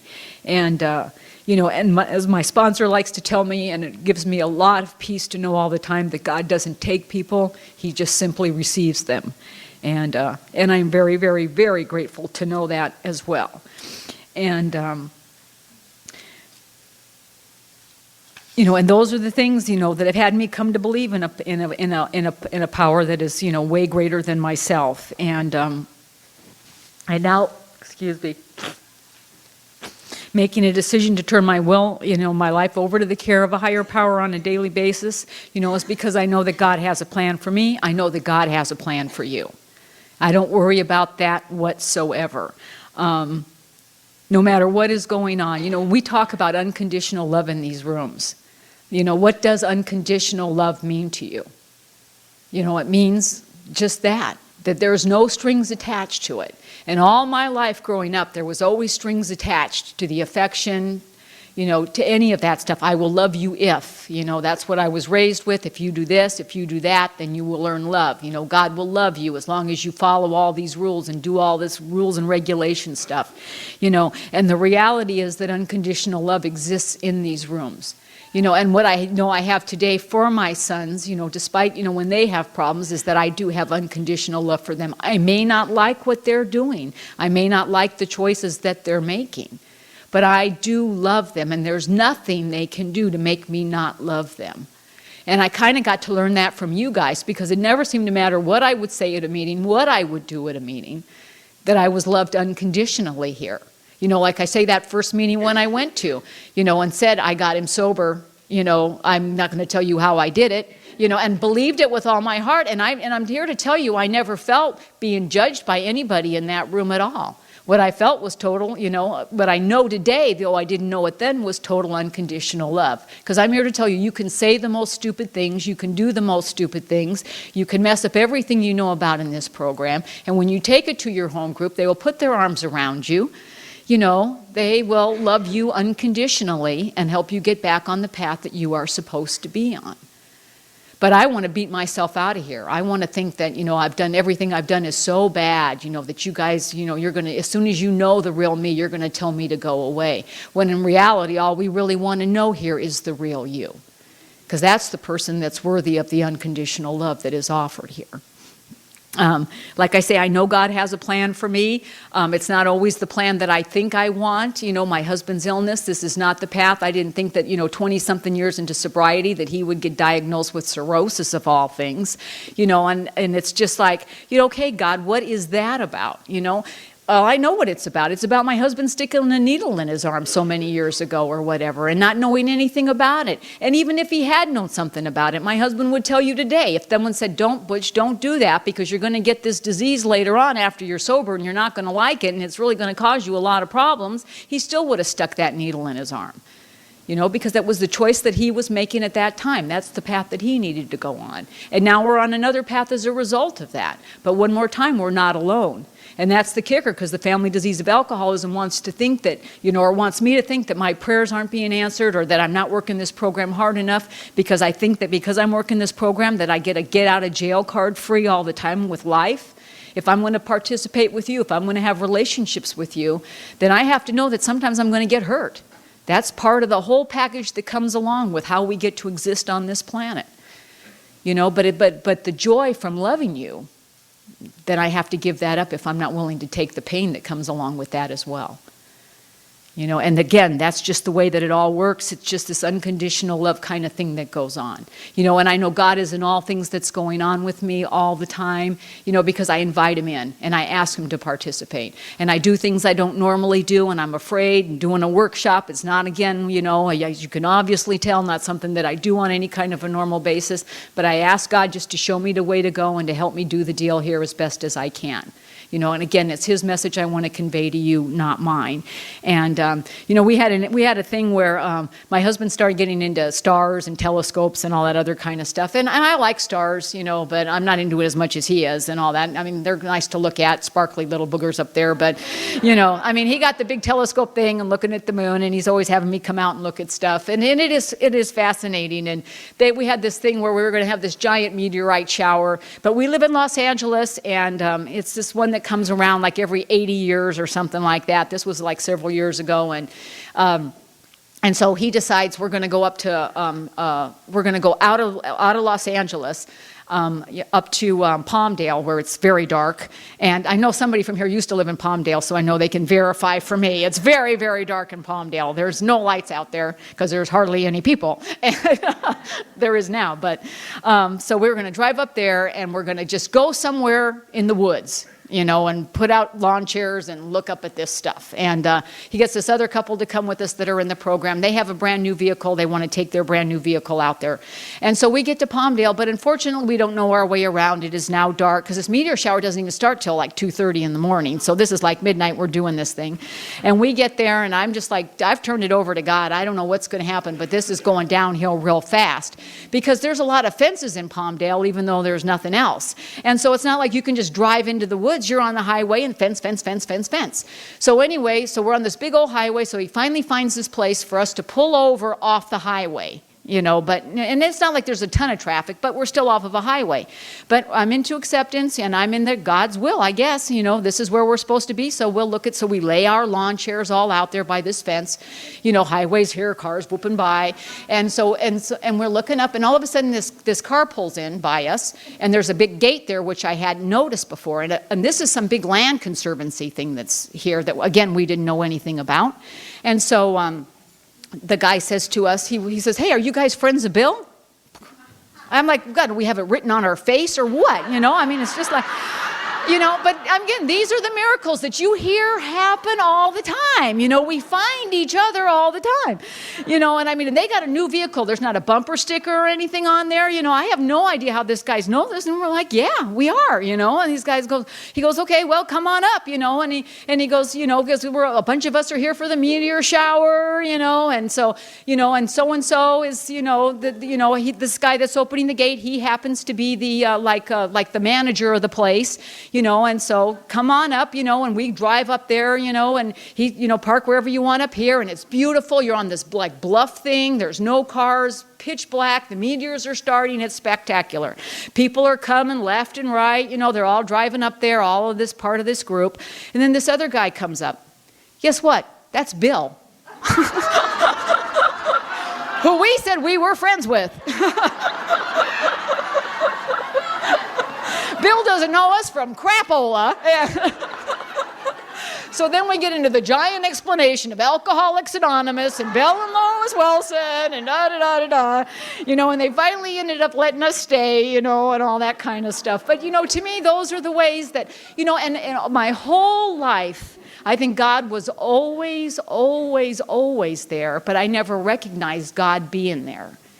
Because I was so caught up in the anger, so caught up in the frustration, so caught up in that God doesn't love me and God doesn't care about me, that I never saw all the ways that God was there for me. I always, like my sponsor said, you always had a job, you always had a roof over your head, you always had food to eat, your kids are healthy. So many things, and I couldn't see any of it because of the alcoholism. And now God is just everywhere. I look at all of you guys, I look at the snow, the cold, God touches everything that touches us. And there's only good in that. And that's what I try and look for. And, every night I end up, I talk to my God every night before I go to bed. I pray for people. I still very much believe in that. I pray for their well-being, when they're sick. I have two lists. There's the people that I pray for and the people that I report to God, because I report people to God. There are people that need flaming reporting to God, There just are. And I'm just like, do you know what this guy is doing over here? Because somebody needs to do something for this. And I pray for all my friends who have children that are suffering from the disease of alcoholism, because I know the pain of that. And one more time, I just ask God just to give them comfort and peace and to let them know the unconditional love that exists in these rooms and that will exist for you if you just go to that God who will love you unconditionally. It ain't about making it happen the way you want. And when you think that that's the answer to prayers, that's where, for me, I was always disappointed, because I think I want a specific, I don't know what the answer is. But I know that God loves me unconditionally. I know He loves my husband unconditionally. I know our life is going to go down the path that it's going to go, and He's going to take care of us, and when the time comes, He's just going to receive us. And I wish that for you guys with all my heart. That you are loved unconditionally by God, and you're loved unconditionally by me as well. And I'll report you or I'll pray for you. That's totally up to you today. So you decide. So I know we're going to break up and do our groups now and all that. So once again, thank you guys for letting me be a part of and share.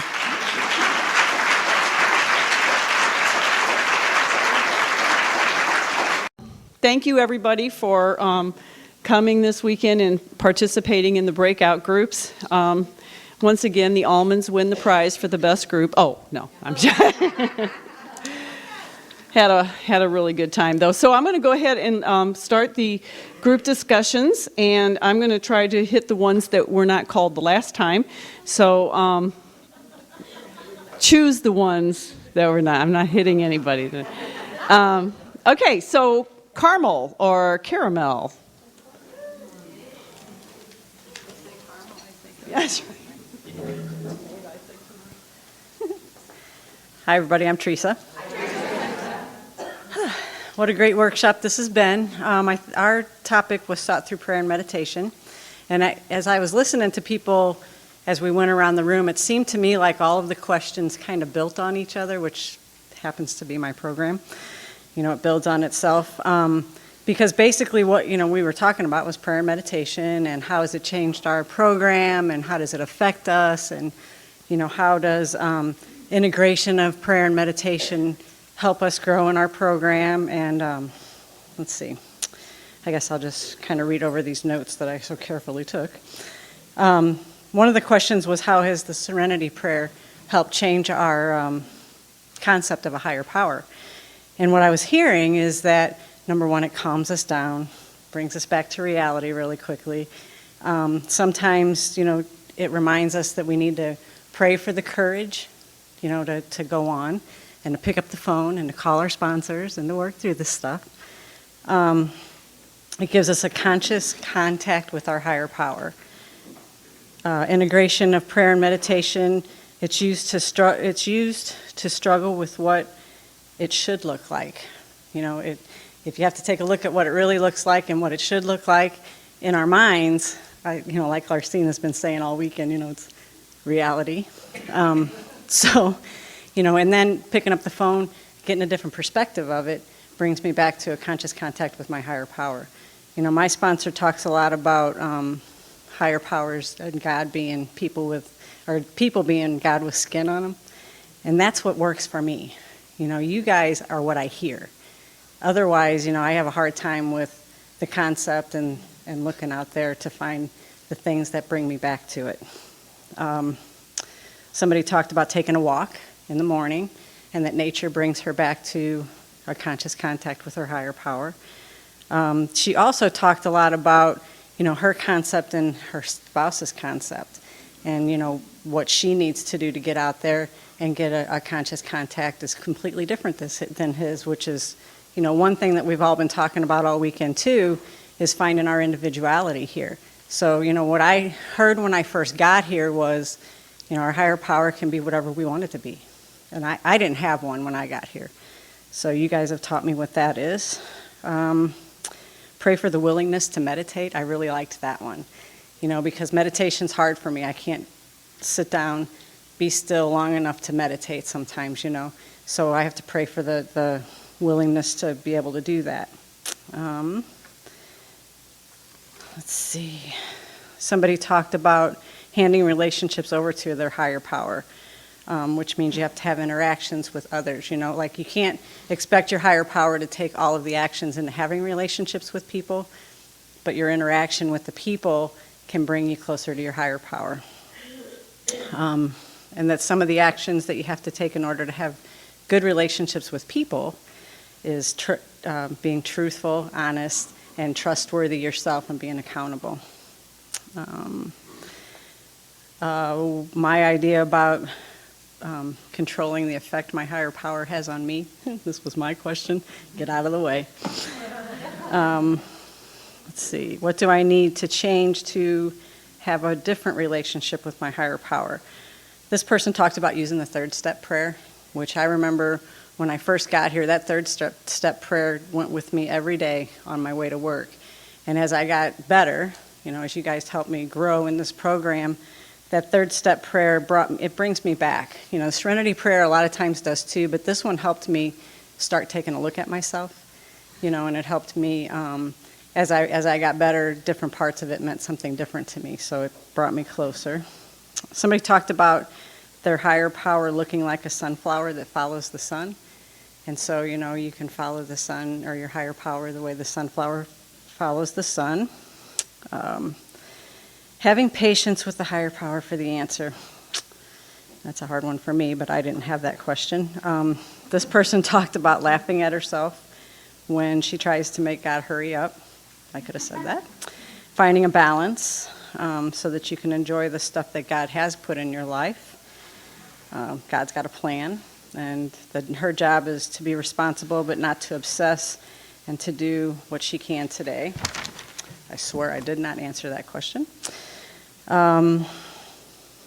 She talked about staying in the moment, which, that's a huge one.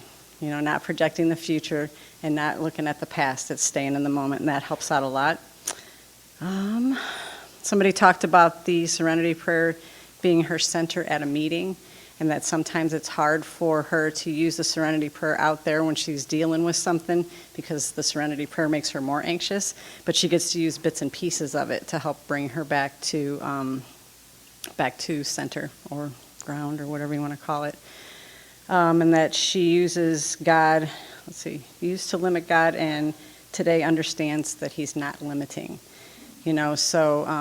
My higher power, I don't know about you guys, but my higher power has grown over the years, and it continues to grow, because somebody talked about, and I just keep getting this picture in my mind, an octopus on your face, that obsession is like this, and so you can't see anything out there, and my higher power actually has started to pull that away from me.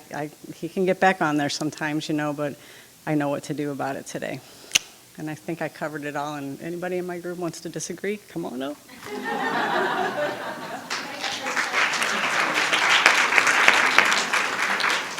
How about a cherry cordial?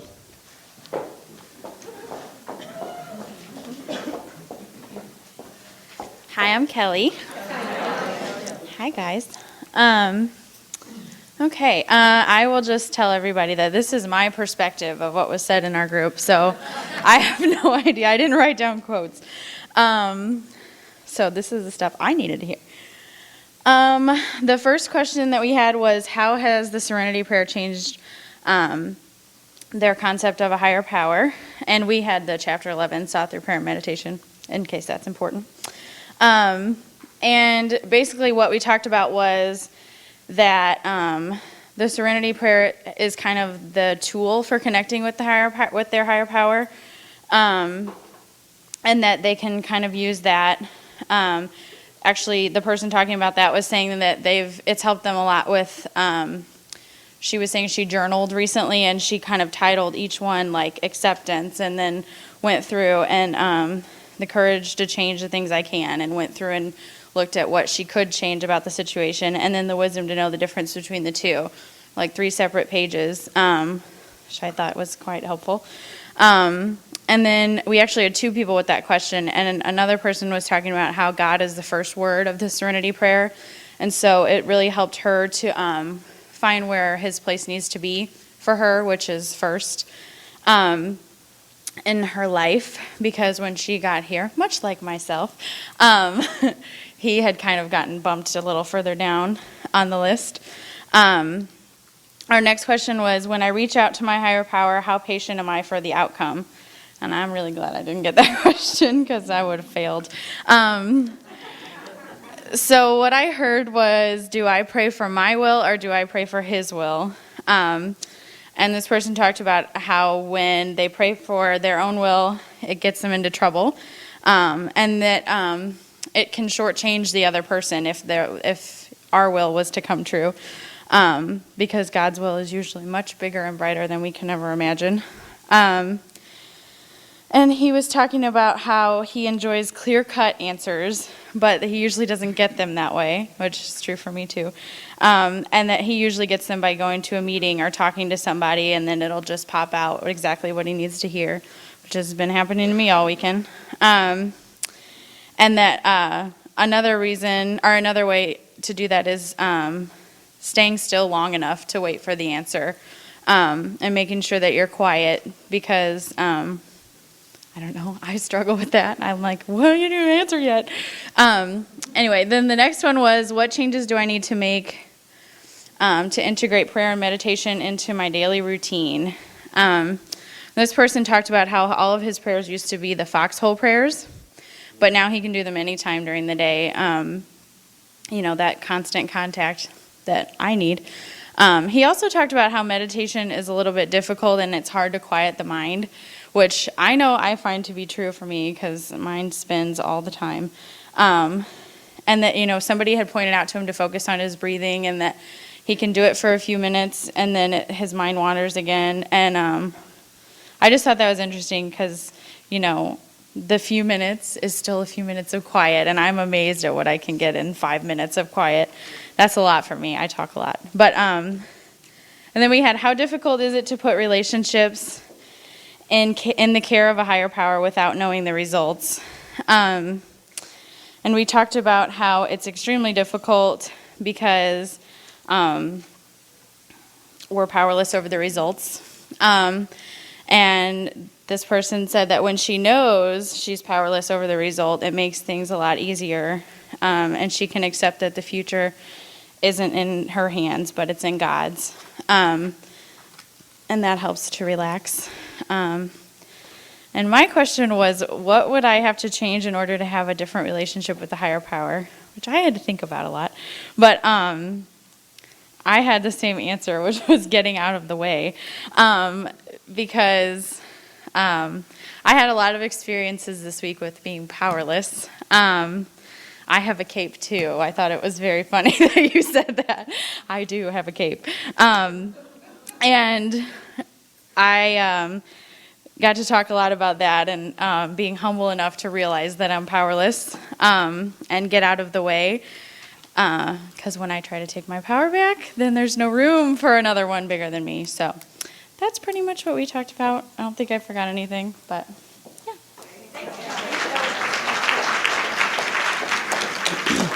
Okay, another dual word, pecan or pecan?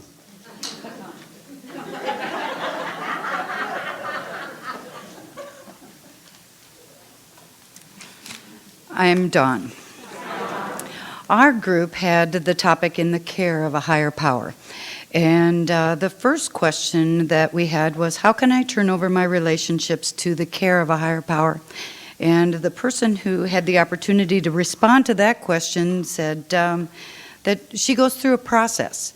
And her process begins with if she isn't sure about the answer or how she should react to it, that she thinks. And then she asks herself questions like, is it my business? And then she moves through the steps and then she talks to God.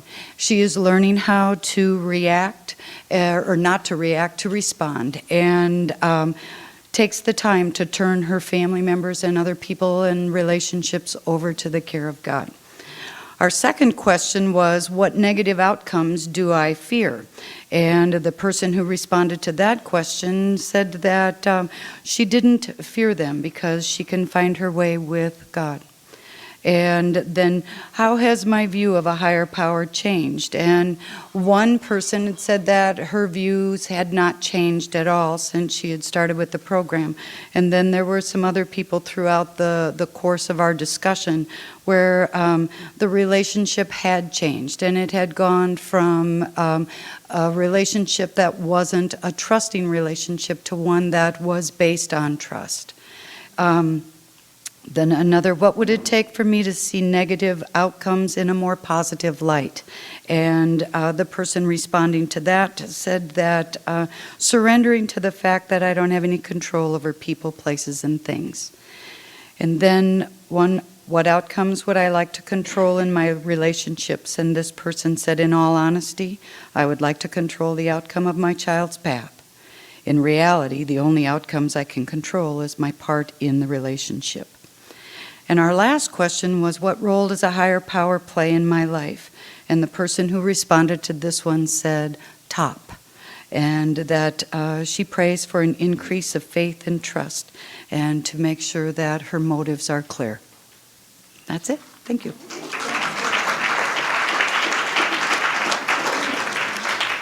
Coconut. Coconut? Right.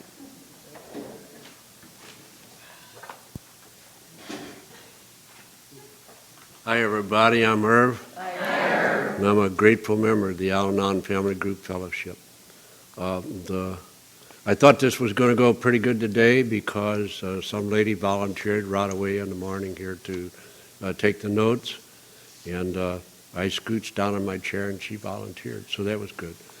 But evidently she had an emergency and had to leave, and while I was in the restroom, the group chose someone.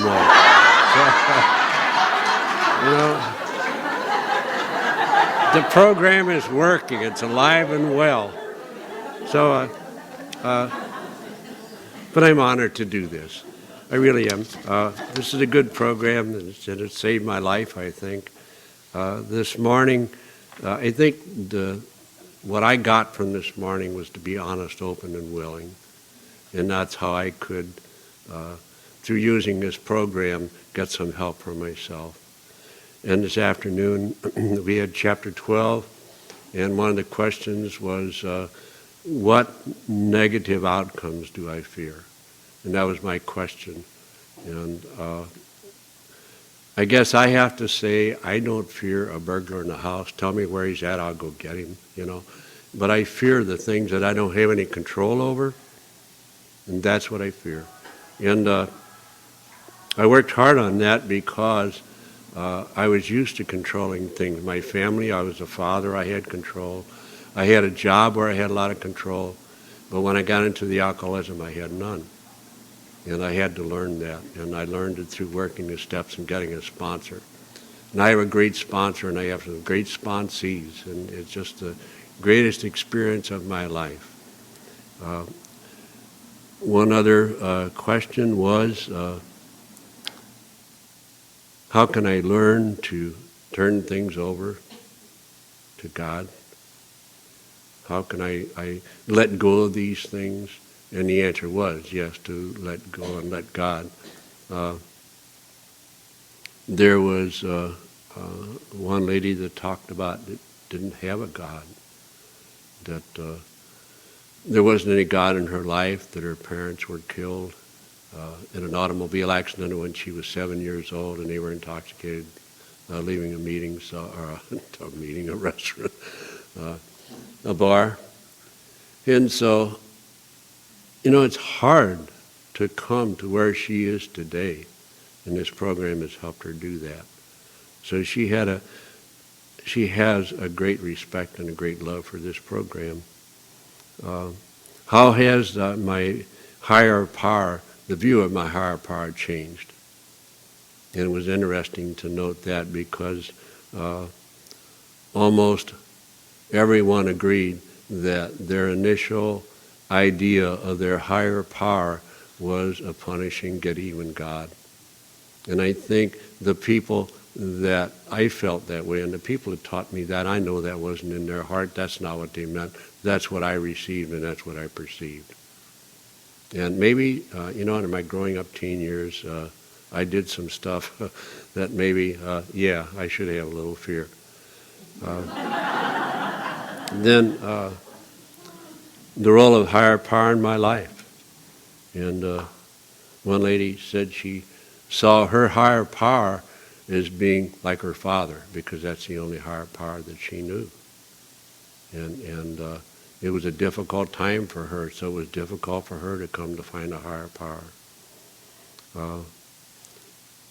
What's my excuse for my point of view? What do I use for an excuse for my point of view? And how can I turn things over? And the only way I can do that is to work this program, I think. That's where it's at for me, to work this program. And that was pretty well what this person said, is that they took the Al-Anon program to help me forgive myself. And this lady, was in another program also, and she said but it took this program to help her recover and be able to forgive herself for being what she was doing. How can I see negative things in a positive light? And one lady said that the holidays recently had brought very sad feelings and memories. And but she said she was generally raised in a positive environment, and she tries to do things that present a positive outlook. And I guess that's what will help us, is to have that idea that, yeah, it can get better if I have positive thoughts. And kind of, you know, the feeling I got in listening to all of this and taking these notes is that our unhappiness is related to our separation from God. It's not God's fault that I did not have a good relationship with Him. God is now where He has always been. But I've floated in and out of a closeness to God. And when I'm close to God, I feel better. Things may not be going all that well, but I feel better. And when I stray away from God, and I know that now. You know, when I start feeling really, really down, I get up in the morning and I don't like to get out of bed. It's me getting away from God. And that's the feeling that I got from all of this. So, and then about turning relationships over to my higher power, and one idea it was to leave my hands off. Just leave it go. It's not my business. Leave go of it. One person said part of it is that her worry about their perception of me. That kind of controls what I do about being able to have a good relationship. One idea was to have more love in my heart. It's a good idea. My will gets in the way. And another one was go to a peaceful place in my thoughts. And the one that, you know, that I need is to just simply pray. And almost all of the people there, their prayer is just, God, please help me. That is the total prayer. I was raised with a lot of formal prayer, and that's good. You know, I needed that. I need that in my life also, when things are going okay, and I just need to talk to God, you know, and tell Him it's okay. But when things really get rough, I just say, God, please help me, because I don't know the kind of help I need. So that was the thought. The last thought here was remove the scowl from my face. So thank you. Okay, we're going to, that's it for the sharing. We're going to go ahead and thank everybody for coming up, and thank you again for participating in the breakout groups.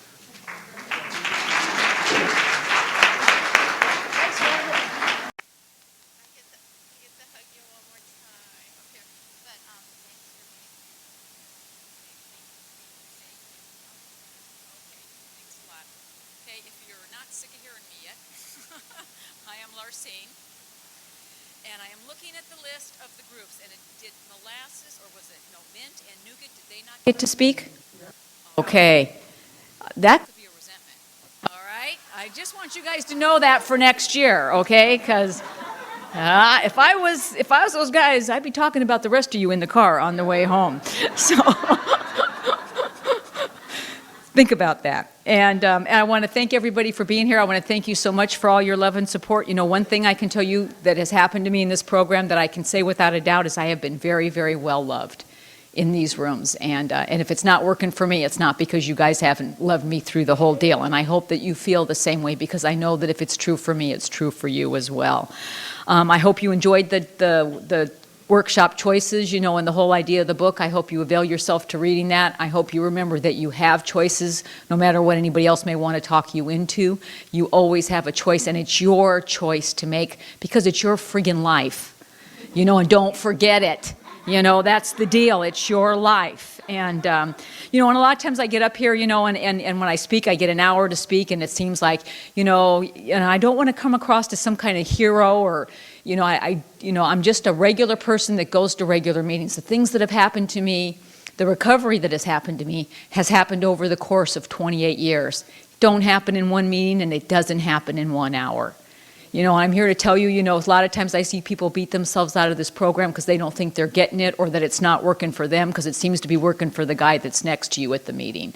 You know, if it's working for the person next to you at the meeting, then you might want to talk to them. You know, I mean, you just might want to try that, you know, I mean, that's the deal. Because if we could whack you with the Serenity wand, we would. You know, it's easy for you, easy for us, everybody's happy. You know, but if you want, you know, what you see somebody else have here, then you got to be willing to do what they do, and you got to be willing to make the trip that they make. You know, I kind of liken it like, you know, like you're hiking, and you find out after you've been hiking, you know, for several hours that you're going the wrong direction. You know, good news is you've realized it. That's good news, you know. Now you got to turn around and go back. You know, just the fact that you realize it doesn't fix it. You know, now you got to go back and go back up that path. The good news is you've already plowed it. And the other good news is when you get to where you initially need to be, there's all these people here to take your hand and take you on the right path, and you don't have to go it alone. You know, and you know, that's a real important thing. You know, for me, the whole program from the very beginning, from the very first day I walked in here, that got drilled into me is it's just about practice. Every day I get to practice these principles in all my affairs. Practice, practice, practice. And sometimes God puts things in my life that require more practice than I want to put in. But if I want my life to be, you know, because that's what happened to me here. I got a taste of fun and laughter. You know, I got a taste of just, you know, what happy, joyous, and free is really all about. And I don't know about you, but maybe it's like the alcoholic in the first drink. It's like once I got that taste, boy, I just don't want to give it up. You know, when you get the opportunity to be of service, I hope you really do take an opportunity to look at that. I am so grateful that all the people were in the rooms when I walked in. You know, and a lot of them had a lot of time and maybe didn't even need to be there anymore, but they were there for me. And it's really important that 28 years later, I'm there for whoever walks in the door, because I know how it was important for me then. I know it's important for them now. You know, so when you get a chance, you know, if you do get to work on the workshop, you know, I never really pass up too many service commitments, because they need my help and my organizational ability, and there's a lot of things that this could be so much better at, you know, and again, that opportunity to practice, and in my first year in Al-Anon, you know, I had my certain meetings I went to, and I never missed them. I just never missed them. I was there. And I remember the first time I actually did miss a meeting, and it was a legitimate reason. Something was going on with my kids, and I had to miss a meeting. And then the next meeting, my friend Crazy Gene, Mr. Whack-A-Mole there, you know, I see him at the next meeting, and he goes, "Oh my God, you missed Tuesday night." I go, "Yeah, well, I had blah, blah, blah." He goes, "A miracle happened Tuesday night." And I'm like, what happened? And he's like, "I can't tell you because you weren't there." And, you know, and I mean, and so that's another reason I hardly ever miss, because I just know the night I'm not there, it's something fabulous like that. And, you know, and it's true. Every meeting I go to, it's amazing, and there's a miracle that happens, you know. So, you know, I just want to tell you guys to love on each other. You know, that's the most important thing that's going here. If you're looking for heroes, odds are you're sitting right next to them right now. You know, so don't let go. And the other thing that's really important to me too is, you know, sometimes I think we think this thing to the death, you know, have to analyze how this applies to me and you know, and I don't know about you, but I can literally think myself to death, you know. It's just like even I'll tell myself to shut up and leave me alone. And, you know, but we're supposed to have fun here. It's, you know, life is supposed to be fun. You know, and these rooms are fun. There's a lot of serious stuff, you know, there's a lot of serious work, but it's also, you know, I want to leave every meeting feeling better than when I walked in the door and not worse about myself. And so if there's anything I can tell you, it's have fun. Have fun, enjoy yourself. There's a prayer that my husband learned when he was in the hospital, and I never hear it much at any other meetings, and he's the only person that I've known that's ever learned it. I've never ever heard it, but you know, for the 30 years he's been sober, he says it every day, and I've really kind of picked up on it. And it's a prayer that goes, God, I believe there is a path from wherever I am to wherever I need to be. I believe I will be given the light to find that path, and I believe I will be given the strength to follow it one day at a time. And that when I arrive, I will have enjoyed the journey, and I will be myself. And, you know, and to me, that's the big deal. And at the end of the day, every day when I say that prayer, you know, the first thing I asked myself was, did I enjoy the journey that day? Because if I didn't, it's just like, you know, like I could have had a V8, you know. I mean, it's just like, you mean I could have enjoyed the journey today, and I blew that off, you know, and I don't want to blow that off anymore. I talked to you earlier about my friend Martha Parsons, you know. She was the one that said, how do you get that look off your face? Well, a couple of months ago, my husband did something, you know, even though he's sober 30 years, he's still alcoholic. That's all I'm going to say about that. And he still does alcoholic weird crap all the time. And he did some ridiculously thing which deserved a look. Okay? He deserved a look. And I was going to give it to him, you know, and I went to give him the look, and then he said to me, oh, you can't, you lost the look. You don't have the look. And so I was like, the hell I don't have the look, you know. I was like, spent all day long trying to muster up getting the look. And then I started crying, you know, because you know what? The look isn't a part of it anymore. You know, it's not a part of my life anymore. And I owe all of that to you guys. And I can't thank you enough for having me here, for your faith in me, to be here to do this. It's an honor and a privilege to be with you guys. And I was well loved here. Thank you so much.